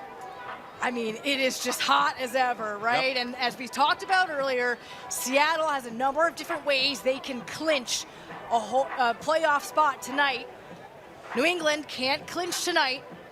If they win tonight and win next week, that's how they could get to playoffs. It's obviously a much harder path to take there. But right now, for any team in the league, no one is out. Anthem still mathematically a alive. lot of permutations. Just wait for the whistle, please. Yep. Anthem will play at DC next week. Chicago will play at New England. Sunday night, Bree and I will have California at Seattle to close out the regular season. Then it's 2 semifinals, and the final, the third weekend of June in Chicago. Jumping across, making contact. And the question remains, Bree, as we get the violation here called by Kaluziak, is anyone going to be able to beat Chicago? We'll see. Well, I mean, all heads were turned last night, right? And down in Fairfax, Virginia, where Old Glory really took it to them. Yep. Almost came away with that victory, but wasn't able to get that storybook ending. And then we go back to these two teams here, and for New England, we know that they've had high turnover from last year. We mentioned Paul Bellicona earlier. Yep.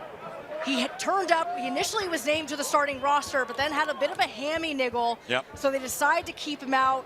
I guess they want to keep him fully healthy for the rest of the season, but that's a tough decision to make. But Free Jacks now turning over that ball, uncharacteristic from Seattle. Another turnover in the lineout. One of my favorite words in rugby is niggle, by the way. Love that word. Very British, right? Played back now. Here comes Fonana Schultz. Big crashing carry there. Ezekiel Lindenby with his 35th career MLR cap made the hit. Here's Geiger. He's running tough tonight. Is Caleb Geiger. Colorado native. Lennon frees it from the base. Another big crashing collision there from Fonana Schultz. That is his game. Wilson works it back now. Lesage. 2 well-capped players in this league and internationally. Lennon into the hands there of Tavita Sole. To the floor he went. Coming up on 3 minutes remaining here in this first half. Kick from Hodgson. Got to give him room, but they get in there and come away with it. That's an area New England is outstanding in this year, taking those balls away. But they knock it on. Just let me take those. Oh, and it just goes a begging for New England. Salmon had been putting pressure on the kick all game, hadn't gotten any yet, but finally won that one. But look at how Seattle is able to tie. Kutzer was able to just tie up the ball initially and then rip it out.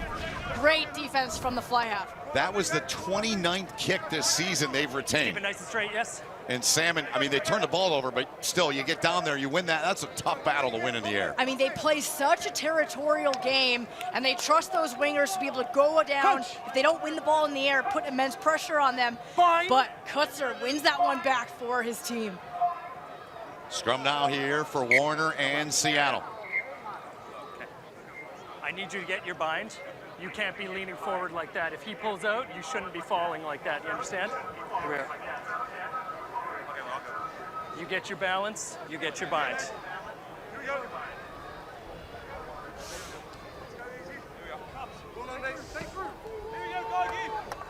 So we'll try this again here into the final 2 minutes of the half. Seattle took the lead on a try by Patty Ryan in the 14th. New England in the 26th. They got it level on a try from Himapo. First in his MLR career, 5th of the season for Patty Ryan. Here comes Seattle. Remember, Corb said Seattle, he knows firsthand from coaching with the Legion, they can do heavy damage in the final 5. We're now in the final 80 seconds. Looked a bit high there. We play on. Here they come. Big carry there from Rhino Herbst with Seattle since 2021. Here come the Seawolves. Outside, Booty, head on. Met there and dropped. Mitch Wilson took him head on. Now they spill it. New England's got it, and they can't hang on to it. Just 1 minute left in the game, Ben, and that's exactly what Seattle does. They turn it on. Excuse me, the half, not the game. But take a look here. JP Smith does well to keep his feet and finally gets dragged down. And then huge carry from Herbst here. 10-meter gain at that, and that's how they're able to unleash their backs. They're able to get the go forward in the midfield, stretch it out all the way wide. But that was a great tackle from Mitch Wilson to slow it down, and unfortunately, Seattle can't quite convert here, just turns up all over, but that's the attack that we are used to seeing from Seattle. Electric stuff right there from the Seawolves.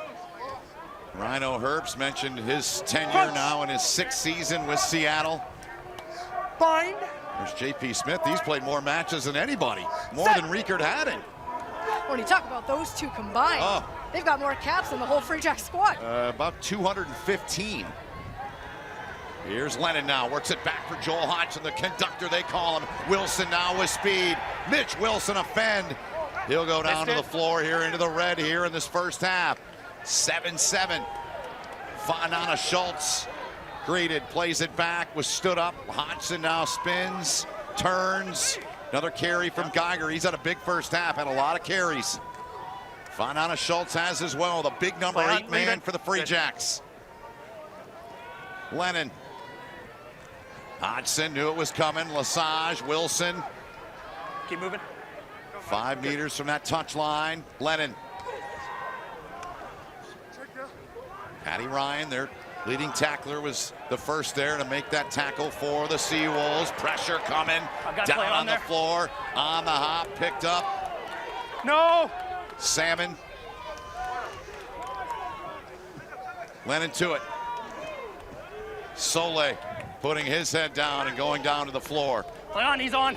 Hodgson now going to give it a try here. Will it set up? No! Right into the hands there of Duncan Matthews. And then it came out again. There's no ruck there. You hear Robin Kaluzniak. We play on. Now Seattle. 85 seconds and counting into the red here in the first half. Stop it. Herbst. Seawolves now trying to make something happen here. Likely final passage here. They throw it into touches. Hadding was trying to pin that one to Foodie, and he had a little bit too much heat. Looked like a Randy Johnson fastball back in his Mariners days. A fever pace to the end of this half, Bree, but we are tied at 7 apiece between Seattle and New England. This is about what we expected, right, Ben? Week 10, everything on the line for both of these teams. It's going to be a fantastic 40 minutes coming out of the half. We will step aside. Will, Claudia, and tonight's guest, Christian Dyer, will take you through halftime here on Sunday Night Rugby.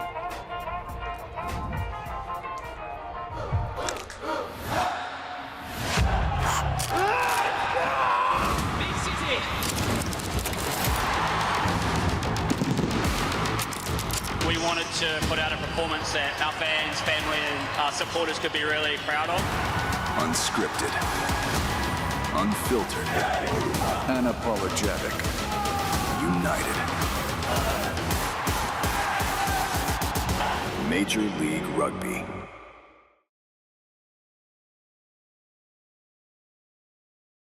assuming meters. So I was just getting. You tell them to talk to me.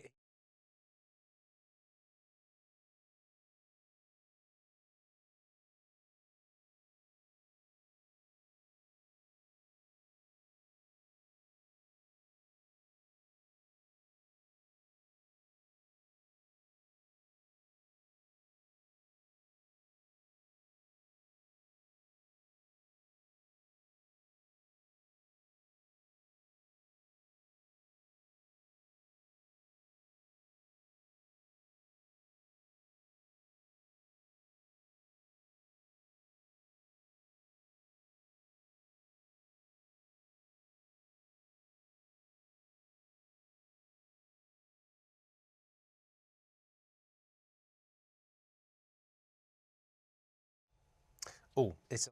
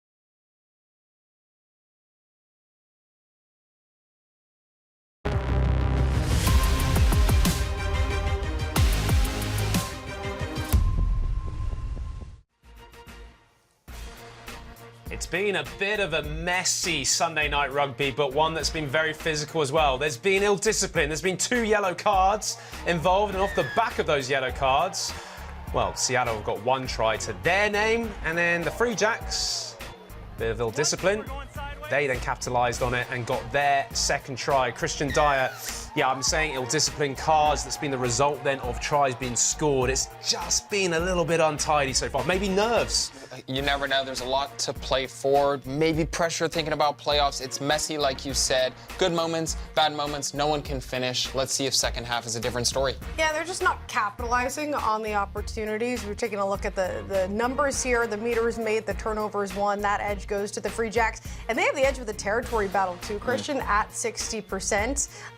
Just like Will said, it's kind of messy on all sides. Yeah, and I think that Sun is, having a bit of an influence with some of the high balls Joel's putting out there, but now they're playing in the opposite direction. It's going to go into Seattle's favor. I wonder quickly, what are the coaches going to say?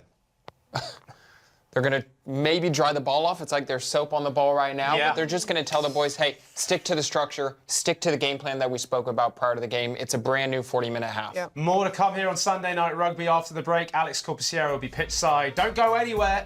Seattle versus the Free Jacks.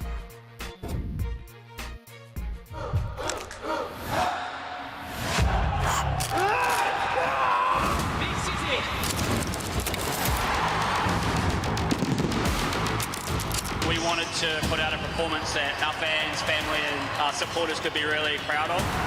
Unscripted, unfiltered, unapologetic, united. Major League Rugby.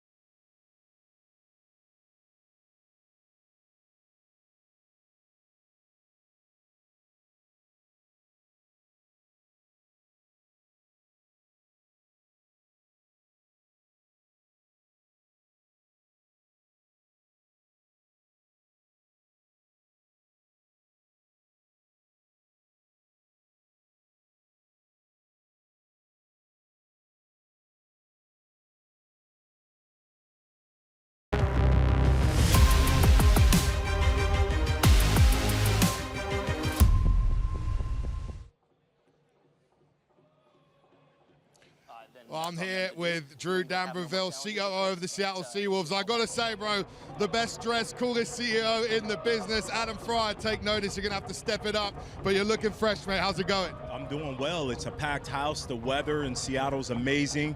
The team is holding strong right now. What is there not to love? Yeah, and let's talk a little bit about the community. Seattle Seawolves is a founding member in the MLR, and you've got deep roots in this community. You have time to build them, and it's something you guys pride yourselves on. We have recommitted ourselves over this past year and making sure we show up very strong in the community. We initiated our Rugby in Schools initiative, where we are now in PE classes and teaching rugby and spreading rugby. We have strong partnerships with the Boys and Girls Club, both in King County and the East Side. And we started an initiative to put rugby balls in the hands of 20,000 kids between now and Rugby World Cup. That's outstanding, mate, outstanding. Hats off to you, Seattle Seawolves. Last thing I got for you, Drew, prediction for this second half. What are you thinking? I don't make predictions. I'm just going to go, we win. I'm not giving you a number. I'm not giving you a score. I believe in our team. I believe in what Coach Clarkey, these guys answer the second half every time, right? We win. Thanks, buddy. Enjoy, mate. Loving it. I need one of these jackets. Anytime. We got you. Beautiful. Beautiful. All the best.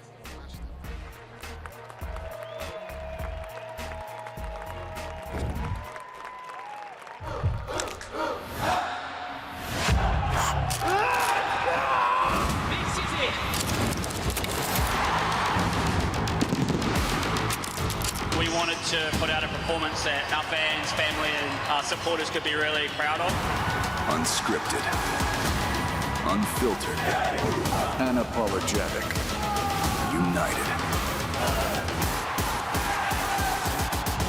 Major League Rugby.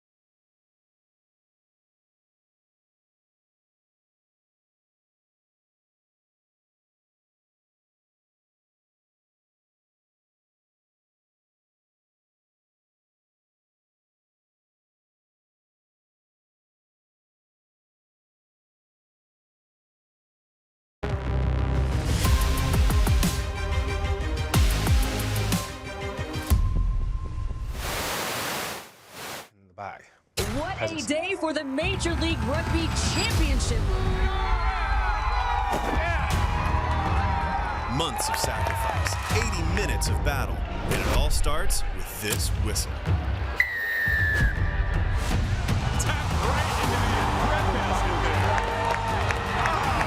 What a try for Chicago.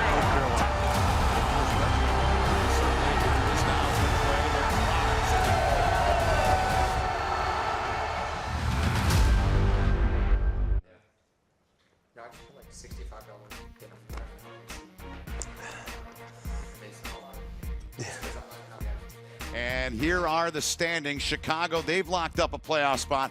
So too is California. Seattle could still catch them for the second spot. Old Glory, thanks to 2 points yesterday, they are now fourth. New England is fifth. They're on the outside looking in, Bree. And here's the scenario tonight, what could happen for Seattle. Yeah, very interesting. If Seattle comes away with a win tonight, then next week's match against California becomes very interesting. They'll be battling for a home playoff spot.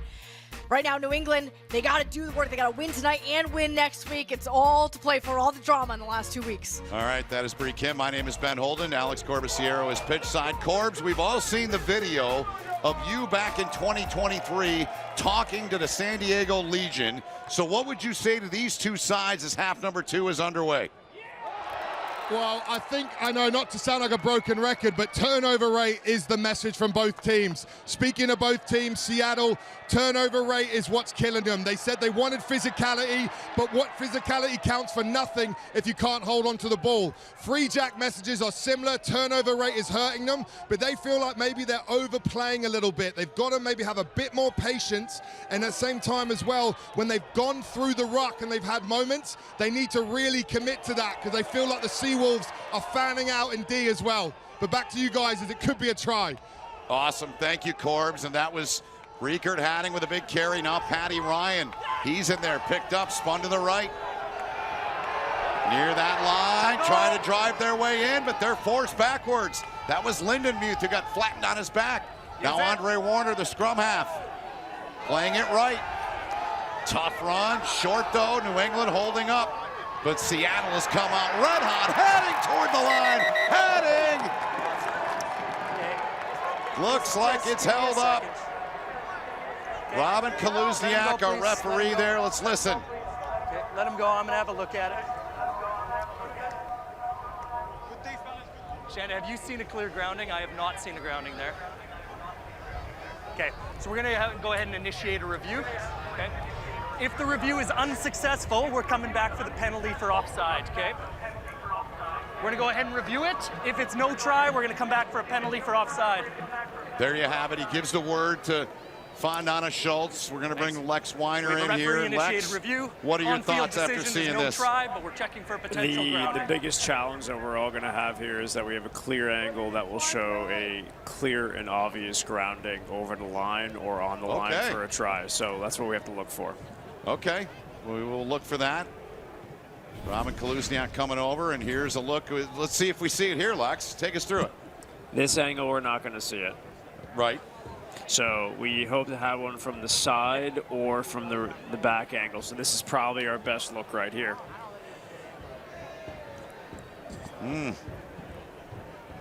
So when Riekert first goes to ground right here, if there's going to be a clear angle, the ball being on the ground or not. Grounding right there. Chris, are you telling me that's my best angle and there's no view on a grounding from any angle? Okay, we'll go ahead and have a look at this. Yep. So we're hearing what Robin is saying to the replay officer right there is that if that's the best angle, I'm not sure if he's saying that there's anything clear and obvious to overturn his on-field decision. Try. We're going to come back for the penalty against 8 for offside. Yep. So I have a decision. Following a referee-initiated review, it was determined there's no clear grounding. However, we're playing advantage for number 8 white offside. We're going to come back for the penalty. On by Robin Kaluzniak. Okay, so there's the verdict. What do you take away from that, Bree? Yeah, I mean, I think it's pretty clear that they didn't have an angle that could overturn it. No. There was no clear view of a grounding. Fondana Schultz and Higgins both able to do enough, get under that ball. But as you heard from Kaluzniak, there was a penalty for being offsides on Fondana Schultz and Seattle. Okay, he's telling me they're taking the scrum. Looking for a scrum. Offside, scrum chosen. Mark is right there. So big moment in this match early on. 100 seconds into half number 2, Bree. They're 2 of 4 scrums right now, Seattle is. So they need to execute in this one. We've already seen Kaluzniak talking to both sides in the front row. Pretty clear, he wants to see clear stability, and you can see Free Jacks trying to cover the weak side now. And you can hear the crowd at Starfire getting into it. Tukwila, Washington, 11 miles from downtown Seattle. Ball's in there, you see it.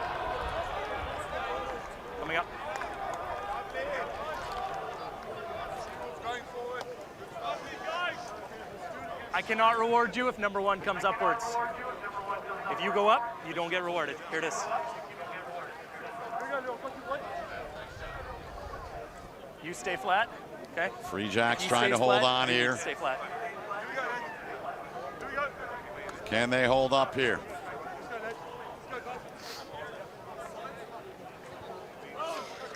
You can see here, keep an eye on Lyndon Muth in the loose head position.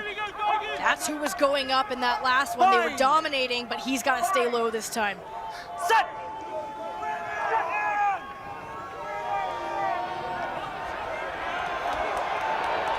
It's available there for Warner. Now picked up. There's Hadding trying to get home again. Hadding close.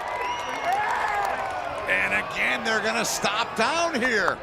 Riekert Hadding denied a try a couple of minutes ago. I've not seen a clear grounding. I've seen him propelling himself forward. Okay, thanks. It's going to be no try. You're propelling yourself forward. It is a penalty right here. Okay, so we're coming back for the penalty. Ready? Oh boy, Bree. Collapse. Loose head. Scrum. Okay. Scrum chosen. And you can see the call there from Kaluzniak. Says that he's, I'm using the exact words, propelling himself forward, but again, a penalty towards the Free Jacks. That one is going to be on Soleil. So Seattle going back to it. Well, Corbs told us in the end of the first half, normally the first 5 they're really strong. First 5 they're putting on a push here. Corbs, you're right down there. What are you seeing? There you go. Okay. Yeah, 100%. Yeah, Oregon talk about the scrum. They're probably going to go penalty again.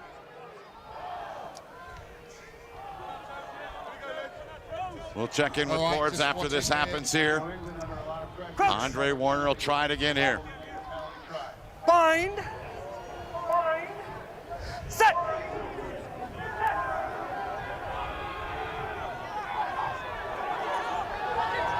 Clean operation there. Advantage here. Picked up. Hadding. Can he get it the 3rd time? Hadding. He gets the ball off into the hands of a teammate. Kaluzniak's right there. And it's held up again. And that was Redlinghuysen there. He couldn't get it down. But again, another penalty. If you come talking to me like that again, I'm going to penalize you. Joe. That's twice now with Hadding, Bree. I mean, you can't blame him, though. This is 2 You penalties see at scrum the time aftermath. now. If we're going backwards, we need to keep our shape. If there's any more penalties in this area at scrum, they're going to the bin. Okay. Scrum again. Okay. Joel Hodgson in there doing Scrum what chosen. he could. Well, you just heard Kaluzniak telling the Free Jacks they better get their scrum right this time. Shanda, you've got this side. It's a scrum that came in 84% worst in the league of the 6 sides. So here we go yet again.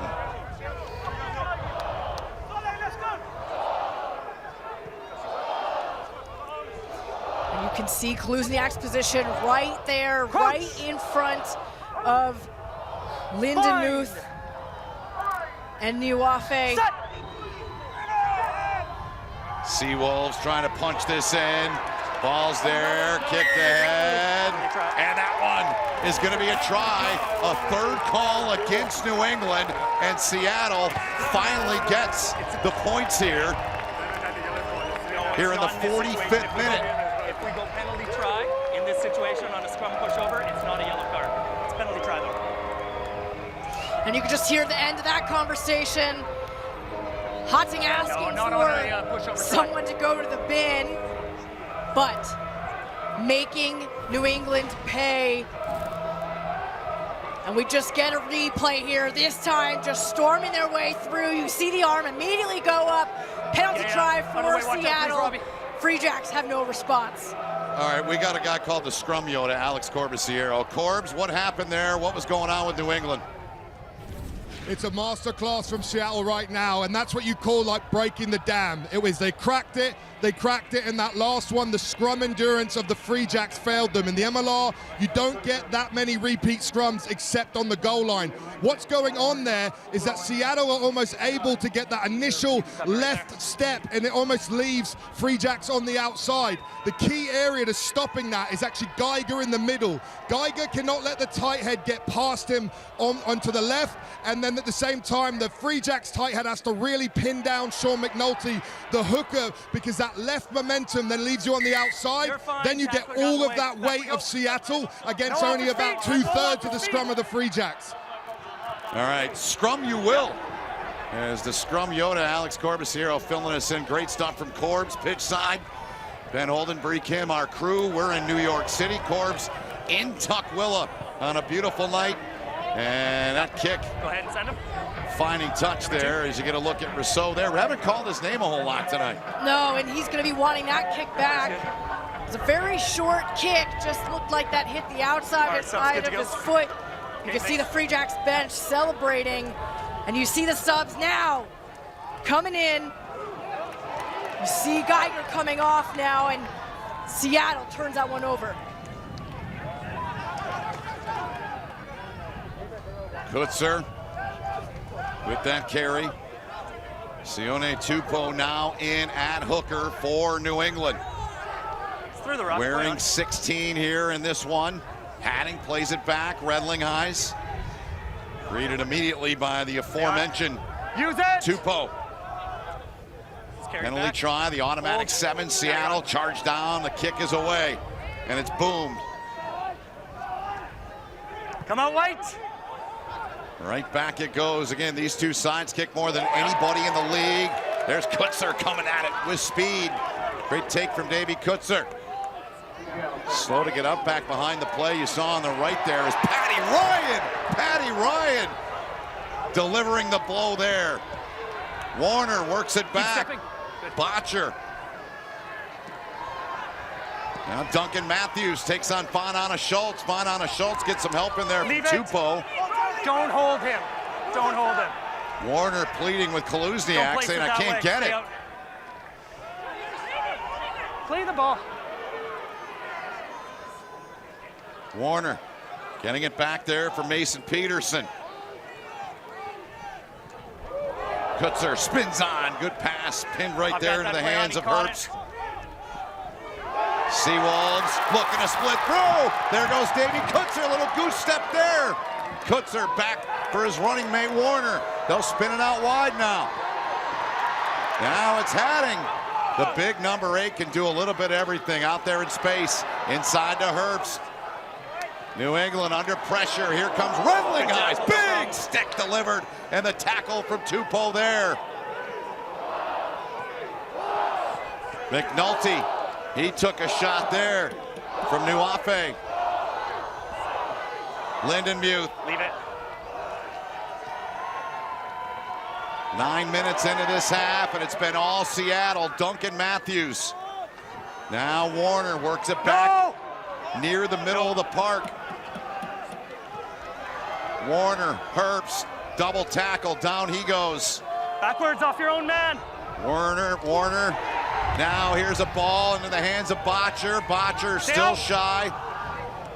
New England can't get it. Now looking for a second try. That one's down. It's Patty Ryan. He gets his second in the match, and Seattle has come out swinging. 2 tries in the first 10 minutes of half number 2. Well, and you heard the chanting of the home crowd at Starfire, propelling them through a frenzied attack that Seattle just threw at the Free Jacks. It had a little bit of everything. Let's take a look. Earlier, Kutzer with a beautiful threaded pass, and then on that next phase, spots the gap. A little goose step. We just got Rugby 101 earlier in that match. Exemplifying it well there, and then opens up to the outside. Hutting able to get more, go forward. This really had it all. Through the forwards, through the backs. Herbst getting nailed there in the tackle, and then right here, boom, big shots from the New England double tackle. And then finishing it off there, Kaluzniak said went backwards and just did enough And then finishing it off was Patty Ryan. Boy, Seattle didn't let up. They didn't make any mistake in that passage of play, Ben.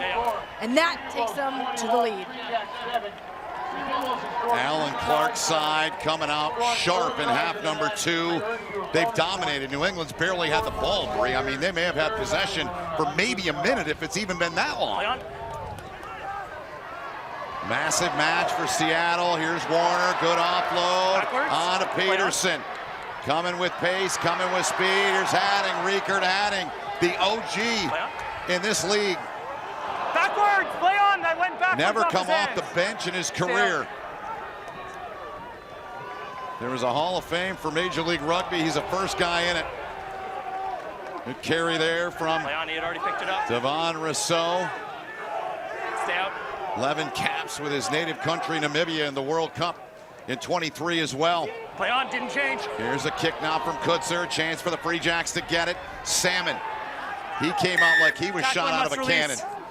Yeah, you're fine. Didn't release in time on Seattle. Herbst just gets wrapped up in that breakdown.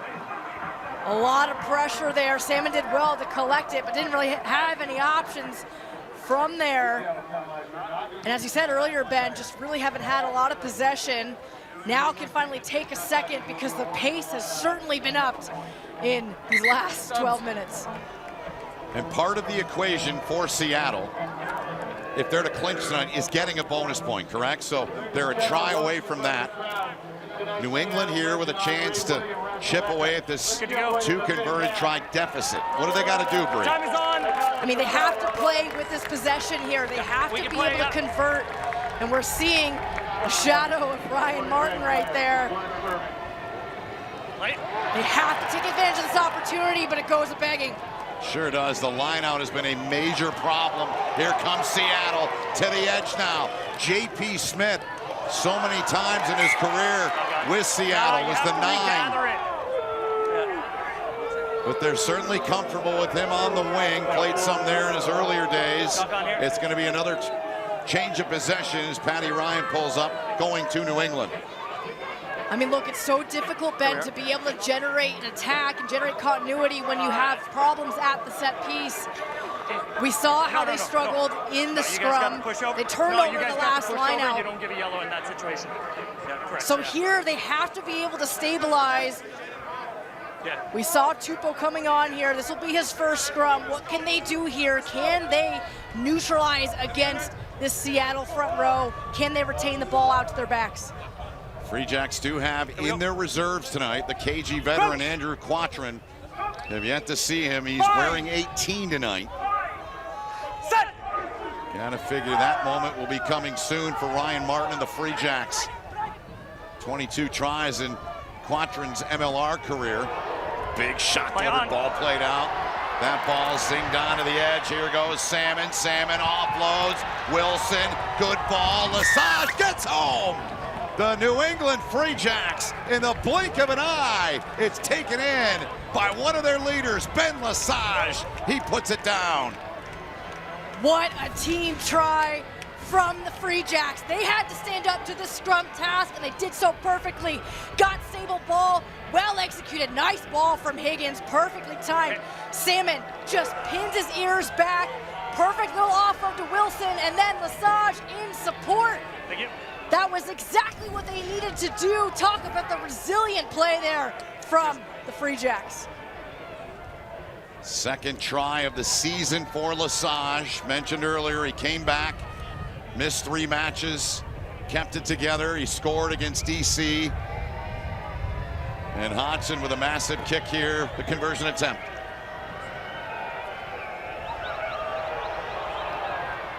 Hodgson 4th in the league coming into the weekend in points, and he sticks it. Joel Hodgson, they call him the conductor, made it look easy. Back to a 7-point match, Bree. Continues to be tight. Just get another look here. Lesage just getting that finish there. Just all around great support from the collective back line.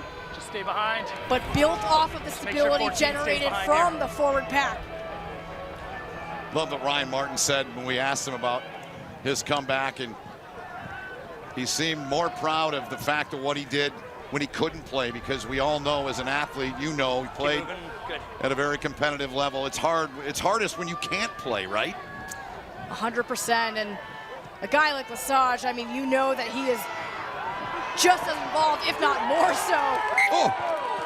It looked like they were going to keep it in on the other side of the pitch, but J.P. Smith does well to get Wilson out of bounds. The winger Smith coming over and making that play, turning over Wilson and the Free Jacks. Keep the gap. Stay on your front man, please. Yeah. Stay on your front man, yeah. You know, something that we talked with Coach Martin about earlier, Ben, earlier this week is how exactly did they prep for the Seawolves?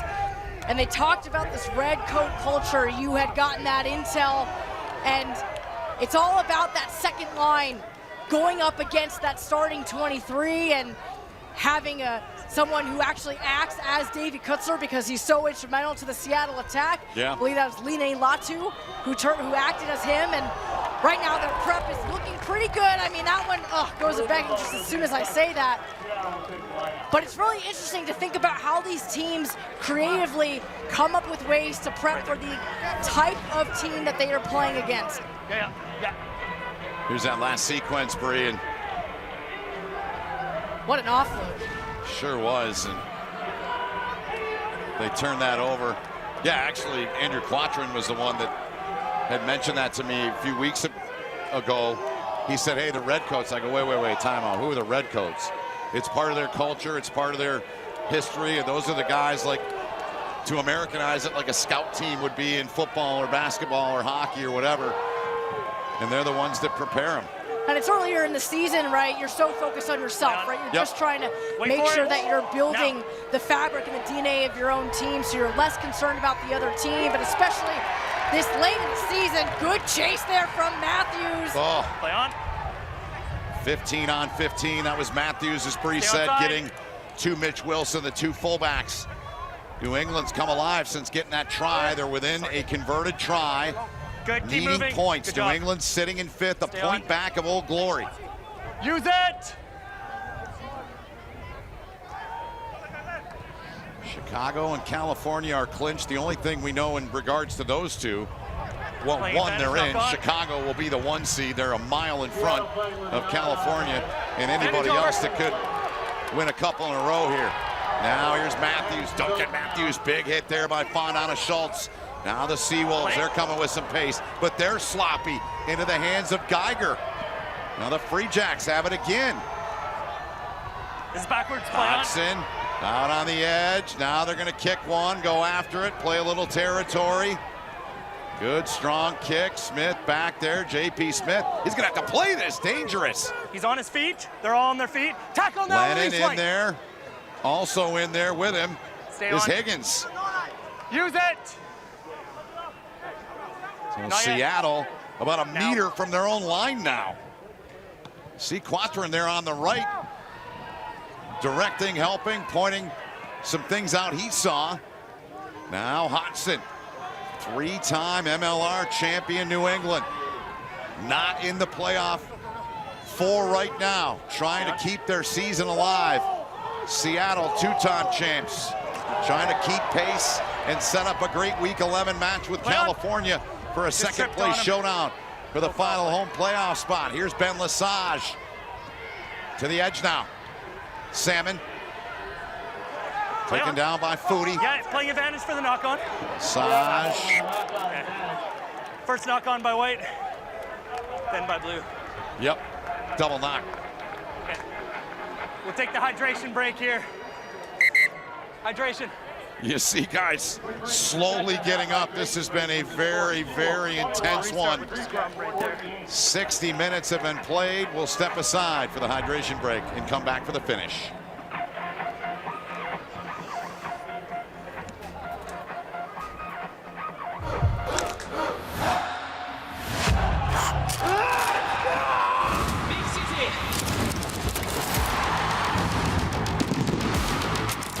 We wanted to put out a performance that our fans, family, and supporters could be really proud of.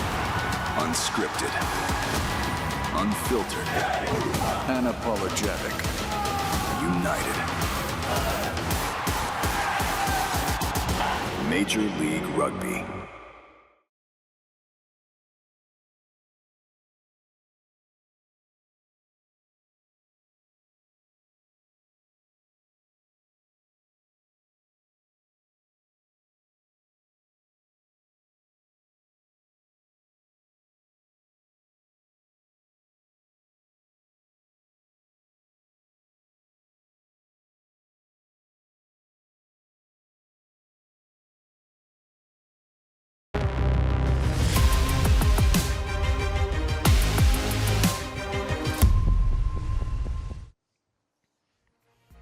Welcome back, Tukwila, Washington, Seattle Seawolves, and the New England Free Jacks. Bree, there's the scenario. Seattle can clinch with a win, draw, or a 2 bonus point loss. New England, they cannot clinch, but man, do they need some kind of points out of this thing. Well, they have got to get those points, Ben, and ideally a win so that they can go into next week against Chicago with the hand a little bit more in their favor. But Seattle started out the second half with the momentum.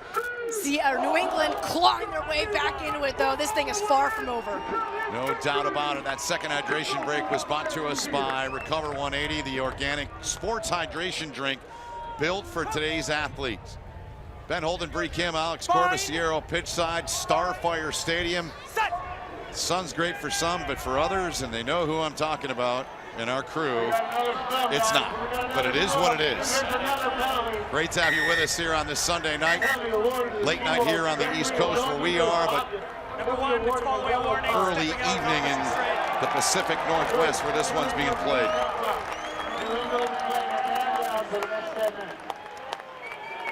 Seven-point Seattle lead, 10th meeting in this rivalry they called the Coffee Cup, started in 2020. Last time they met May 3rd, week 6, Seattle won 27-11. New England leads the all-time series 5-4 in Seattle. Seattle leads 2-1. Wilson bangs one back into the shadows over there. Yeah, error there. The penalty kick not going to touch. We just saw that scrum again going in Seattle's favor. Seattle able to draw the penalty again after a pretty neutralized scrum just before that, but takes it cleanly in the lineout. Here's Seattle now leading by 7. They came out awful strong to begin this second half. 3 consecutive scrums. Penalty try was awarded.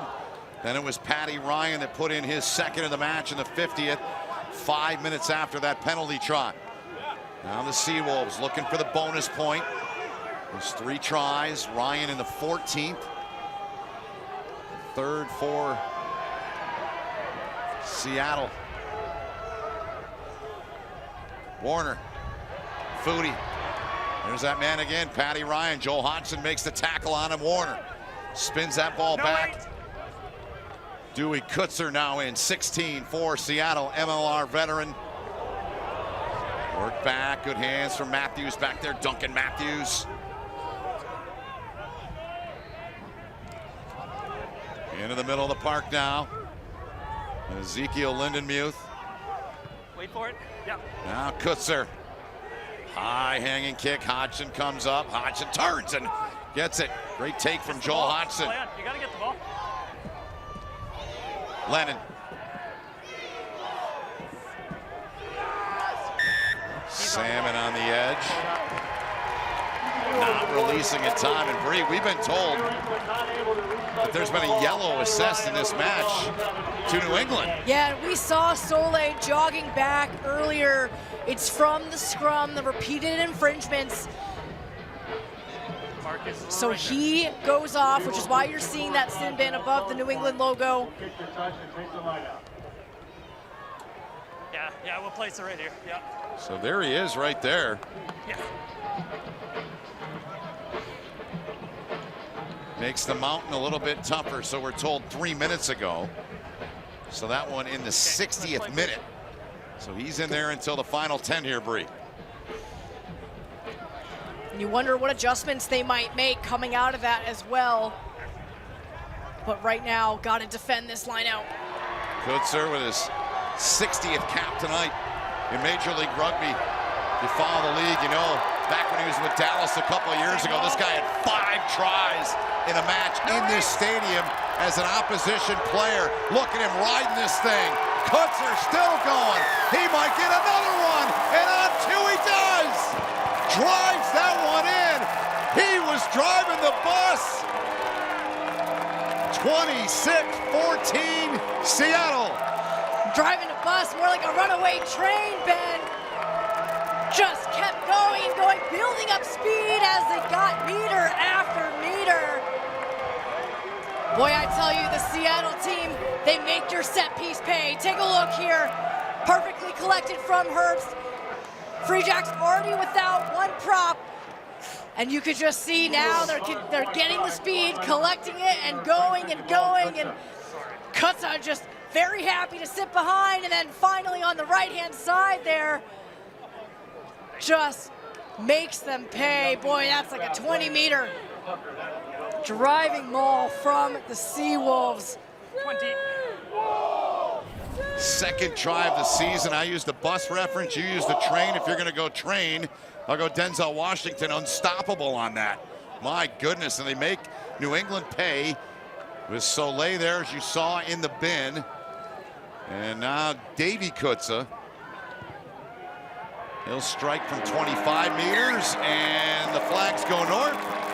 And now it's back to a 14-point lead.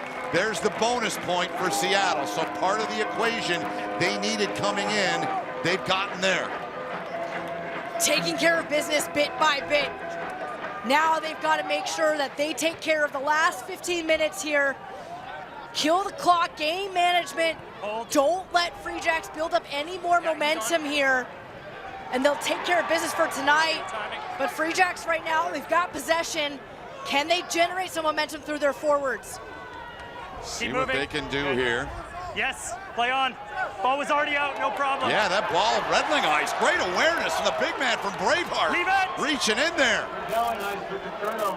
Marnu Redling Ice said, hey, the ball's there, I'm gonna steal it. Work back. Wait for it. Warner from the back line. This one will hop up. Will Seattle get it? Tick the head. Big collision. Smith now Kutzer. Davy Kutzer trying to get it. It's picked up, and Hodgson makes the tackle, but he goes in for the try. Devon Rousseau puts it down. His third of the season, and the fans on Fan Appreciation Night loving that. So good from the Seawolves, creating pressure through the kicking game. Just pinning the Free Jacks back in their own half and taking advantage of the opportunities, but it was the turnover here from Redlingheist. Ask the referee first, is it free? Klusiak says, go ahead. And then the kick from JP Smith gets taken out in the process, but doesn't matter, and Kutza chasing that ball down, just a little dribble, and doesn't go to his hands, but in support, Rousseau. That's how you create pressure from the turnover first, get it to the other side. This back line is magic, and that's what they can do. Beautiful stuff there from the Seattle Seawolves. Rousseau, 8 tries a season ago. Seattle's player of the year, his third this season, and David Kutza off the mark there. As you see, let's check in with Corbs. Corbs? Really clever play from Seattle there. Obviously, off the turnover, they go out the back, and what that does is it causes the Free Jack winger that has to come up to shut that back down. That only leaves one person in the backfield, and then the kick from JP Smith was perfect. Your coach is going to say to you there, make sure you find grass. You don't want to kick it straight to the fullback. He finds a perfect bit of grass, or turf in this case, and they get the bounce, and that opened up the moment. Fantastic play there off a turnover. Great stuff, Corbs. Thanks for your perspective down there, pitch side. Now New England, massive mountain to climb here, Bree. 33-14, they're down a player, and they've struggled to score this year. 32 tries through 8 matches last year coming in. 22 up to 24 now. Fewest tries, fewest points in the league. By way of comparison, I know they played a lot more matches, but 71 tries they scored last season. Only 15 players are back. That does not, 15 tries are back amongst the returning players. That does not include Bellicana, who's not active. But that has been their problem all year. Generating offense, it's just been a struggle. Oh, it's just a glaring stat, right, Ben? I mean, you just lost so much of the scoring firepower from last year. And of course, you've got threats this year in the side, but just trying to figure out how to unleash those new weapons. That's a great question, Britt Porter. Maybe, well, I got to believe he's going to be the leading candidate for player of the match. Maybe Corb's going to ask him, what are you? You hot or ice, Bree? Oh, I'm iced. I'm a true converted Bostonian, Ben. Dead of winter, give me that iced coffee. Really? I'm always hot. Even when it's 95, I'm drinking hot coffee. You know that. I'm not trying to cut it off about an hour ago. There's a story on Ryan. So here's New England now. 11 minutes remaining in the match. Free Jacks. How important could a bonus point be? There's Quatrin into the match. His run out here in 26 with the Free Jacks after spending last few months playing over in France. Such a key part of those 3 straight championships. Certainly in jeopardy now. Can New England even get into the playoffs now? That's going to be the question in the final week. Will they be left out?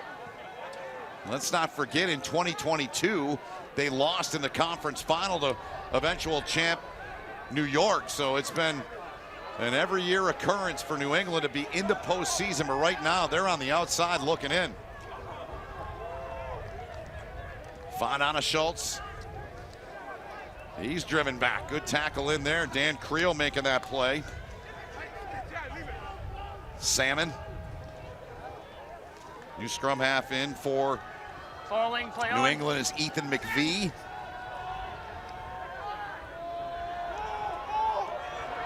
Nearing 50 appearances is McVie. Gets in there. Final 10 minutes here. Now Hodgson going to go cross pitch with it. Out there in space, and it's intercepted.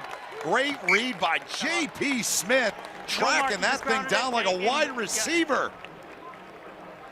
And he's saying, I called the mark. Okay, if you didn't hear it, we're going to play an in-goal dropout. Okay, thanks. Goal line dropout. What a play, though, Bree. What a play, and J.P. Smith just can't believe it. Take a look here. Hodgson knows that he's got Salmon out there, but perfect defensive read from Smith. And this is what we heard. This is just a good example of how he's evolved as a winger. He's played more wing than scrum half this year. Clarkey said, look, this guy has really improved his understanding of the modern defensive wing role. That is a perfect example of it, and behind the ball, boys. Just time on. A little shaky to get up there, but excellent play. Yeah, and he told us too, overseas he played with the Cheetahs, played on the wing, so you hope he's all right for Seattle. Here's Anna Schultz. Yeah, high tackle. Yep, high tackle there. Taking on the big prop, I believe that was Lindenmuth, and now breaking through, here comes New England. Free Jacks still fighting here. Still 8 minutes to go in the match. McVie to it, ball spills down, Lesage on the hop, getting tracked by Nick Boyer to the edge to Wilson. Boyer in, 21 there. Came back last year, helped Seattle late in the season.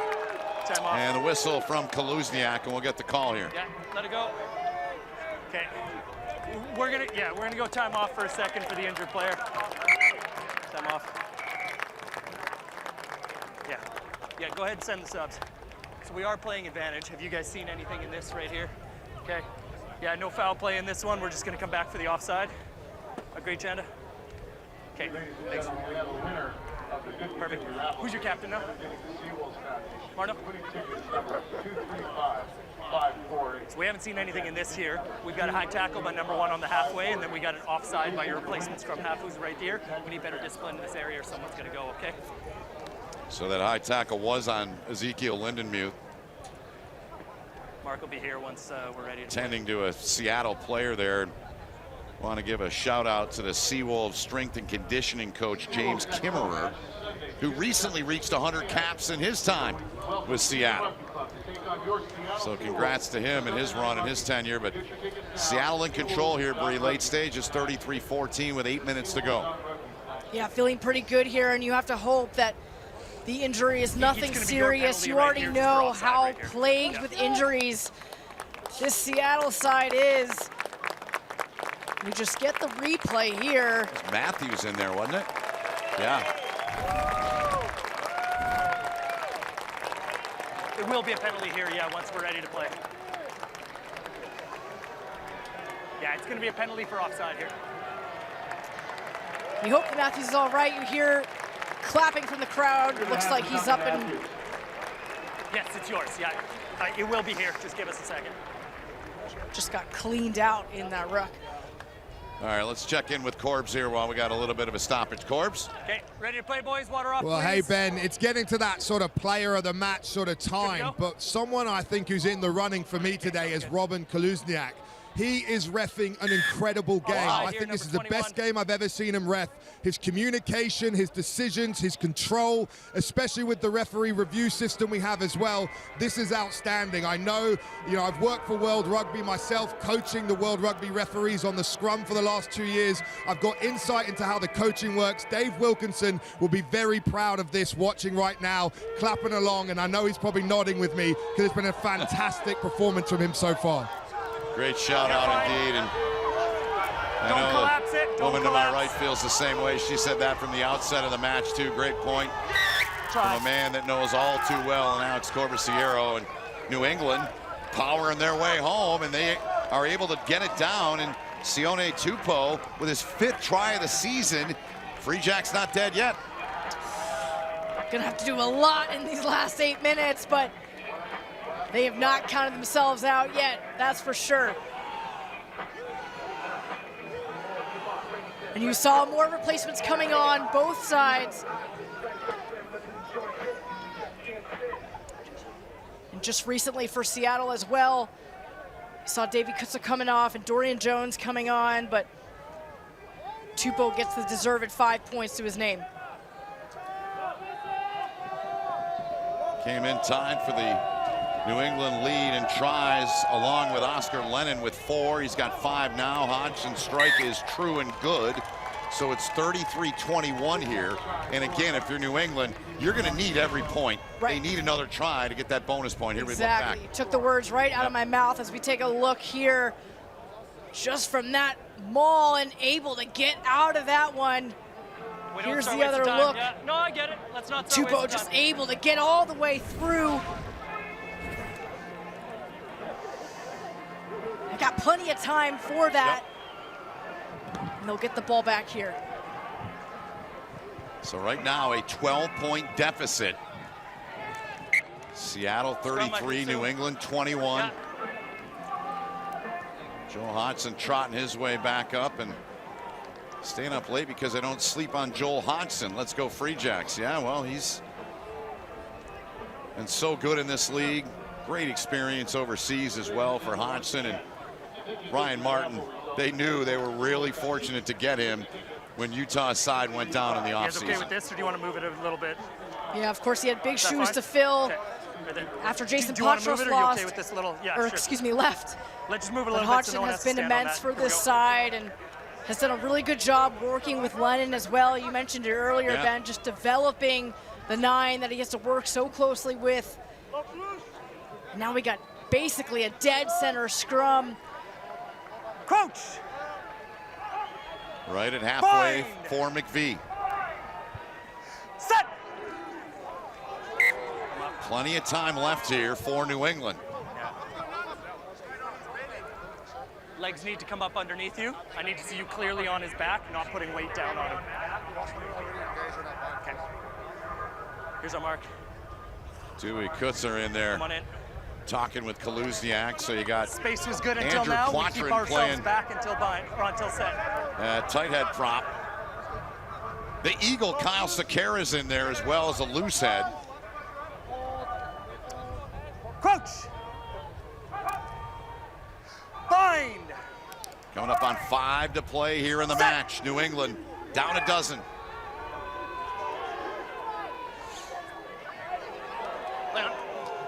McVie playing left, back inside, they play it. Back off blue, play on, no, that's all backwards. Gerlach, Play and now on. Seattle coming away with it. Rousseau came away with it, Rendling ice. Gonna go the distance again here tonight for the Seawolves. Larome White with that carry in at prop, 18 for Seattle. Trying to close out. And again, to revisit something Corbs shared with us. In half number 1, he said the end of each half is when Seattle, for whatever reasons, probably the fact that they're dialed in, they can inflict points on you in the final 5. We'll see what they do here. New England looking for a turnover. Quattrin in on the tackle there, along with Ollie Ulmer. Wait, blue, wait. Now. Popped up by Dorian Jones. Take from Hodgson. He's rocked there by Rousseau. Hodgson got rid of the ball. New England. Leave it 18. Good. 4 minutes to go in this one.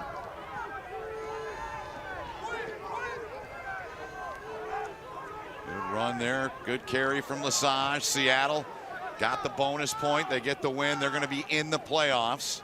And it'll set up quite a tilt next Sunday night here from Starfire, with California in town to close out the regular season in the battle for that final home playoff spot. Hodgson smoked pretty good there by Botcher. McVie. Now Fonana Schultz going the distance here tonight. Got it in back there by Matthews. He looks fine, Bree. Duncan Matthews, but he stepped on the touchline. Oh, really flirting with that sideline, but of course a great return from Matthews. But, you know, initially, Salmon's kick, just, I don't know that you want to do that, especially in the last few minutes. You're looking for a try. You got to keep that ball in hand. But they get that ball back. See if they can get a bonus point try. But I think while we're taking time off, I think it's important to talk about player of the match right here, and it's this guy. He sees the camera. It's the number 7, Paddy Ryan. 2 tries to his name. He had 10 carries, 21 tackles, the most on his side. Wow. There's a smile. Knows the camera. He's listening to Water, it. and then He sure we're is. playing on, please. But I mean, he has been so good always from a defensive standpoint, but really came alive in the attack as well. Catapulted his side to a win this evening. Came in as their leader in tries and tackles. You said 21 tackles. Time on. 2 tries. Gets the brace here tonight. Gritty performance. And just for reference, the next closest guy on his team has 13 tackles. Wow. Look out here. Salmon. Creel gathering him in, gets him down to the floor. Inside of 3 minutes to go. If this holds, we'll have 3 sides in the playoffs. Still got to sort out that second, third matchup, though. As I mentioned, California is finding its rhythm the last 2 weeks. 42 last week. Look out here. Boyer thought he had a big hit. Now here come the Free Jacks. Here's Salmon. Salmon weaving, turning. Salmon breaks a tackle, a fend, but Boyer got him down. 55 today from California to close that thought. Hodgson plays it outside. And home it goes. And McKenzie gets it down. So there's the bonus point. We're not done yet. New England down 12, now down 7. Still with 2 minutes to go. And they get the ball back off of the kickoff. Here's where it started. Good pass from Lesage. Salmon, I was over here. I was thinking, why did he not get that ball back out wide? Had 2 guys outside of him. Do you want me to move but takes it inside. Okay? McVie is able to get the ball out wide quickly enough so that McKenzie can dot it down. So eventually Free Jacks get it done. Maybe made it more difficult for themselves, though. It's a difficult kick for Hodgson. Certainly is. Joel Hodgson, the strike, it hangs. Hodgson gets it inside of that post. Oh, a clutch kick from Joel Hodgson. And don't look now, but it's a 5-point match with a minute to go, Bree Kim. When we take a look, it sounds like they're going to challenge this. Okay, so we're having a look at 77-23 to see if there's a potential forward pass. Interesting.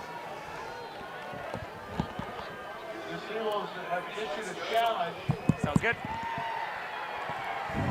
We'll make sure it's within 2 phases of the try. We'll see if there's a clear forward pass. On field, obviously, we have a try.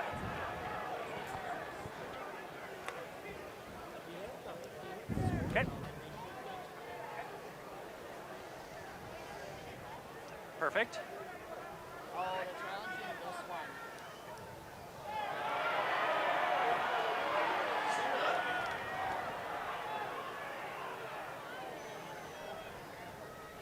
Oh, the drama. Okay, so we agree that this is within 2 phases? Okay, so let's go ahead and have a look at the pass. We're going to see if it comes forward out of the hands or if it's flat.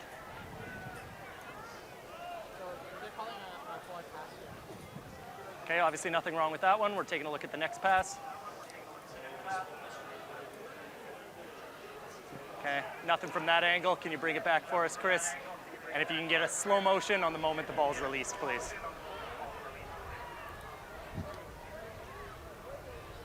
Yeah, it's just before that. Okay, here we go. Okay, so he reaches his hand out. We're then trying to see if it comes clearly forward out of the hand or if it comes laterally. Can you play us that moment one more time? And if you're able to rock and roll it at the moment it's released out of the hand. Okay, there's nothing clear from that angle. Yeah. Okay, his hand is going there. Yeah, the ball clearly comes backwards out of the hand. He's running forward with momentum. There's no clear forward pass here. Agreed? Agreed? Okay, so I have a decision. Following a challenge by Seattle, it was determined there's no clear forward pass. The ball comes backwards out of the hand. The player's running forward with momentum. The try stands. There you have it. Bree, what's your reaction to that? I mean, that's a tough call to make. I think I would have made it the other way. I thought it looked forward to me. Okay, thank you. But New England stays in the fight. 1 minute left. They get this ball back. Can they charge all the way down the field? The drama down the stretch we come here. Seattle needing a win, a bonus point win. They can clinch a spot here with that. Right now it's in their favor, but here come the Free Jacks. 3-time champs, 2-time champs squaring off. Final match in week 10, but it's not released in time. Nick Boyer in there. And just remember right now it's a 7-point difference. Shot a goal. No, and this is exactly why. Shot a goal called. Sorry, 5-point difference, but this is exactly why Kutzer is going to go for that penalty. Look at that, Boyer just waiting in position to steal that ball. Seattle going to try to deny England or New England a second bonus point here. A successful penalty kick will put them up by 8. Yep. Always got to be aware of that. So here's the opportunity here. Dorian Jones, 55 points last year with NOLA. Dorian Jones, kick is on the way, and it's good. And that's the match. So they steal the point, as Bree said. They get the win by 8, a bonus point for the tries for New England, but they get bit in the end by that kick at the horn from Jones, and Seattle is playoff bound. Heartbreak in Seattle, but the fans are loving it. A huge win delivered at home for the Seawolves. Started out tough as we knew it was going to, but the physicality, cleaning up of the errors in the first half, and taking advantage of the opportunities as we catapulted Seattle into the lead. They take care of business. Bonus point win at home heading into the last week of the regular season. The KG vet, Riekert Hatting, and Jama shaking hands. What a night, what a match for Bree Kim, Lex Weiner, Alex Corbisiero. You'll see him with Will, Claudia, and Christian Dyer. Big win for Seattle. They're in the playoffs. Good night.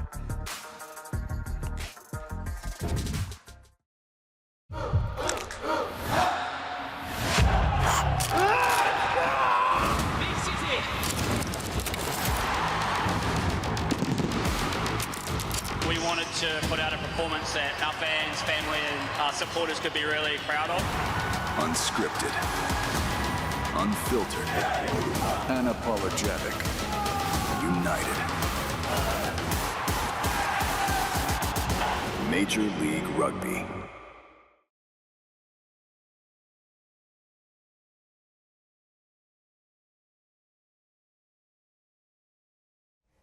Yeah, yeah.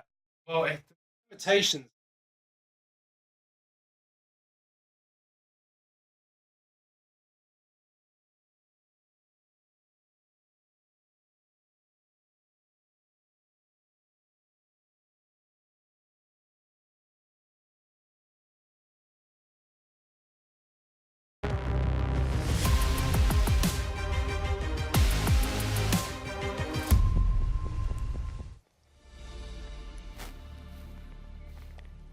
Seattle Seawolves clinch a spot in Major League Rugby's 2026 playoffs. And they will battle it out next week against California Legion to see who gets that home playoff. The number 2 seed up for grabs. A great win for them, 36 points to 28. Some great tries. There was a moment right at the end, though, that might be, when Free Jacks look at their season, a potential one that got away. Great to have you here on Sunday Night Rugby. Myself, Will Hooley, Claudio Bellafato, and our guest, USA Eagle, former USA Eagle, Christian Dyer, with us here for the post-game. We are awaiting some interviews and some highlights and what's been, Christian, a battle. It was not always the tidiest. We said that at halftime. Big win for Seattle. It was a point that the Free Jacks got overall. They were, though, denied an extra bonus point because of that kick by Doran Jones. But let's just talk about the Seawolves first. Big win. They now can go and get a home semi-final next week. I called it West Coast, best coast, but it was really 70 minutes of kind of sloppy rugby. The last 10 minutes were the most exciting of the entire match. I thought both teams showed some moments of brilliance, but it was just so back and forth with errors, knock-ons, penalties, that there was no cohesion to any of it. It almost felt like from the start of the game it was going to be who's going to beat themselves, right? Because it was just messy. And we talked about discipline. And then just a few minutes in, we see the yellow card from the Free Jacks. And, of course, they traded back and forth. And, hey, they didn't go down without a fight, though. You got to give the East Coast guys some love for that. Yes, we'll talk about permutations, league standings in just a minute. But let's get down to Alex Corpusero, pitch side. He is with the player of the match. A fantastic game. 2 tries for this man, Paddy Ryan. Corbs, over to you.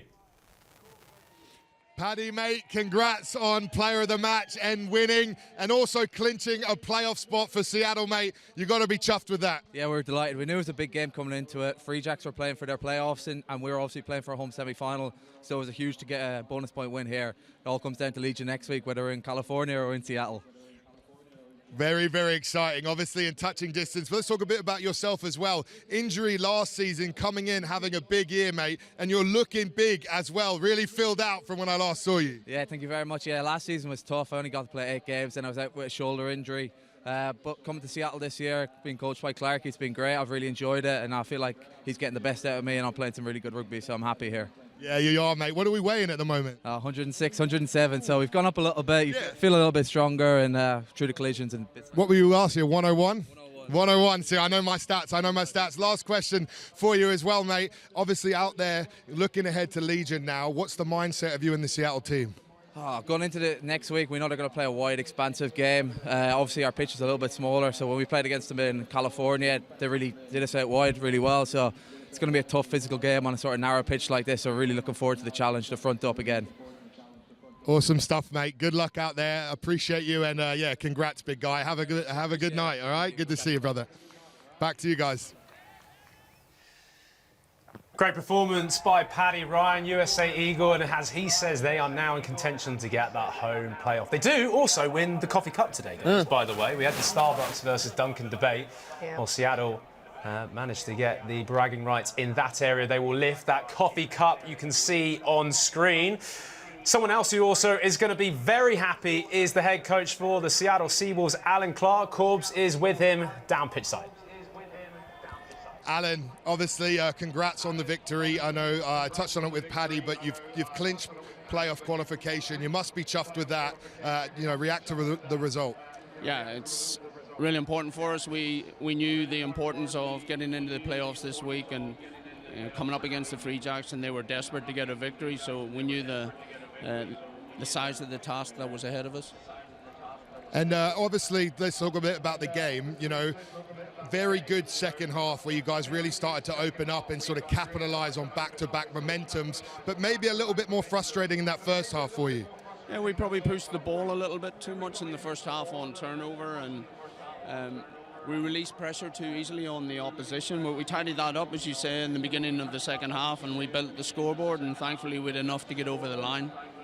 And, you know, talking playoffs, big picture, we saw at the beginning of maybe it hasn't been the fast start you wanted, but you're starting to build now. You have a shot against Legion next week, a shot for a home semi-final. Got to be chuffed with that. Yeah, absolutely. And that, you know, we're 4 out of 5 in the last 5 games. So, yeah, there's a bit of momentum with us. We've got to look after the boys and be fresh for next week.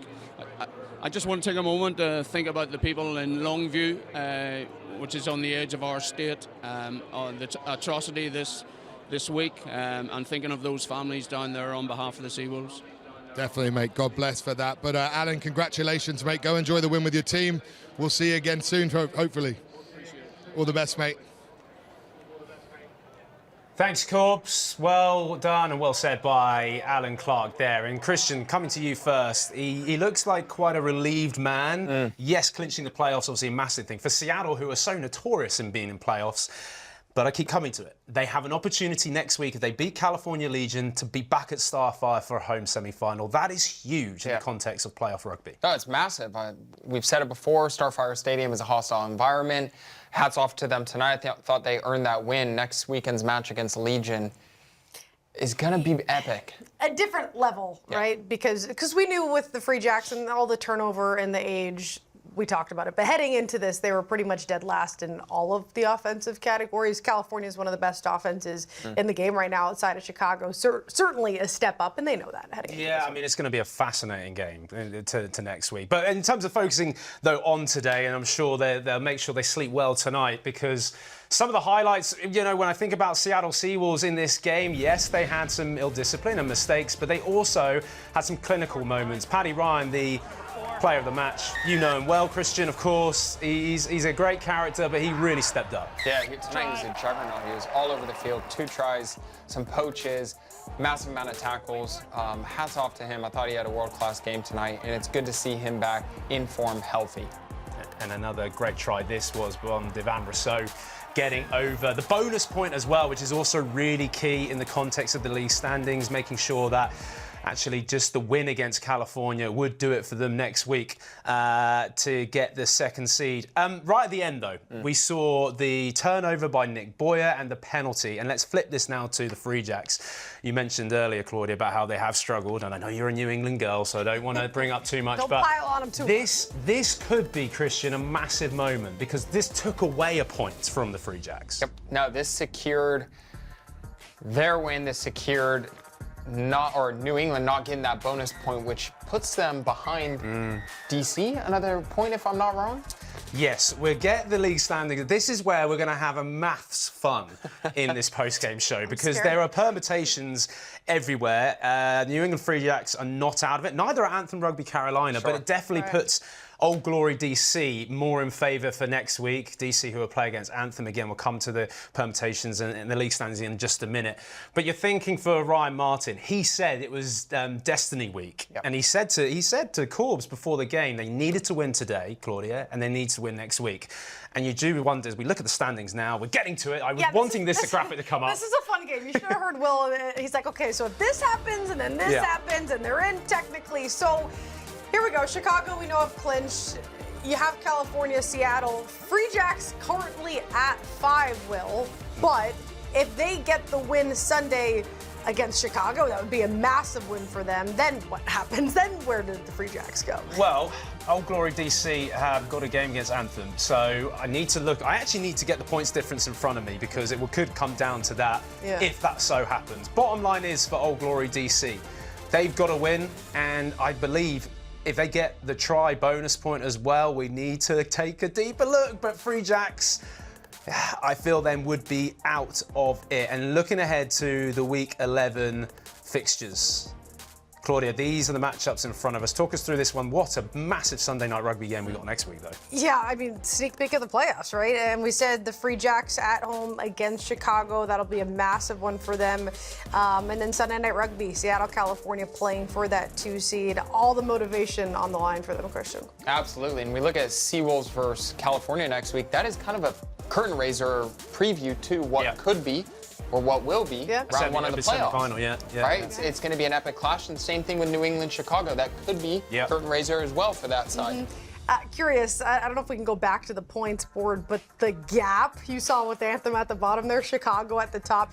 Just curious, fresh off of this Seattle win, confidence in a team like Seattle going up against if they ended up meeting with Chicago. And take a look at the points now, 45-13 for Anthem. Nobody on Chicago's level. Impressed with Seattle, though? Did you like the adjustments they made in the second half? I did. I thought they started to find their feet. They started to draw back some of the knock-ons and the penalties and whatnot, find their feet. But you're looking at the table, in 2 weeks' time, that's gone. It's a brand new slate. Playoff rugby. Anyone can win. Well, Alex Corbusiero can have his say as well, because he's also standing next to the infamous coffee cup. We've enjoyed talking about that in this show. Corbs, there you are, buddy. You had a bit of silverware. What have you made to this game? Honestly, we talk about the permutations. It's going to be a massive matchup next week, Seattle versus California. But you've also got to do a trophy celebration as well for us. How are you doing? I'm good, mate. I've just checked in there and there seems to be Starbucks in there. So I guess me and Claudia will be the ones drinking it later today. But honestly, Will, my biggest reflection today before we can break down the permutations, this is my first time at Starfire as a neutral. I've always had to come here as the opposition. I have to give a massive shout out to the fans. There's a lot of them still here. They're celebrating on the field. This is a cauldron in an atmosphere. And if we're talking about Legion coming here next week, this is what they're going to have to face. A team that is starting to find their groove, starting to get their best team on the field and get those combinations playing. That's been one of their frustrations, is that they've only just kind of got their best pieces, but they've maybe not had the minutes together to get the 100% performance they've been looking for. Today was a big step forward for that, and now they have a juicy carrot next week of trying to get a home semi-final here. It's going to be pretty spicy. It is, buddy. I know you will be back at Starfire next week. Corbs, great to have you once more. We're going to get that goose step clip up, no doubt, on social media in the week, man. I still am in awe of you for getting that out in the pre-game. Top work as always, buddy. We'll see you next week. Corbs doing so well there. And as he says about Starfire, that could be that 16th man that Seattle so desperately need if they do want to make the championship. They do obviously want that home semi-final. They need to beat Legion next week. They do. And Legion wants it just as bad as they do. Of course. So it's going to be a good one. Yeah. It's going to be a good one. You've enjoyed it again, being back here on Sunday Night Rugby? Oh, it's epic. Just being back in somewhat the world of rugby and with you guys, you two legends. More me, but that's it's a special feeling being back in this world, and it's one that I've missed dearly. Oh, we're happy to have you here. We are. Well, we got 3 teams that have clinched playoffs. The 4th position still technically up for grabs. Are you going to put any money on it, Claudia, or who are you saying? It's surely probably got to be DC. Free Jacks is just out of it now, kind of? Technically, they're still in it, but I don't feel great about it. I can't lie. Yeah, my Monopoly money is going on DC. Monopoly money's going on DC. Well, once again, guys, thank you so much for Sunday Night Rugby. Christian Dyer, excellent, excellent work, and great work by Seattle Seawolves. They have won the Coffee Cup once more and actually have levelled it. 5 wins in the 10th anniversary of this game. Congratulations to them. We'll see you next week for Sunday Night Rugby. It's the race to the playoffs still for the championship in Chicago.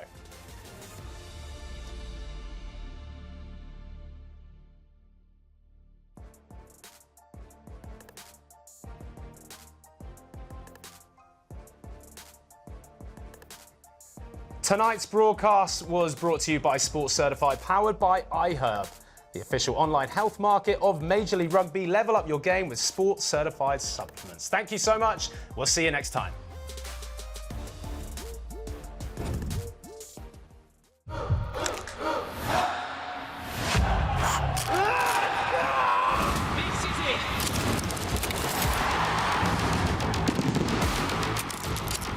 To put out a performance that our fans, family and our supporters could be really proud of.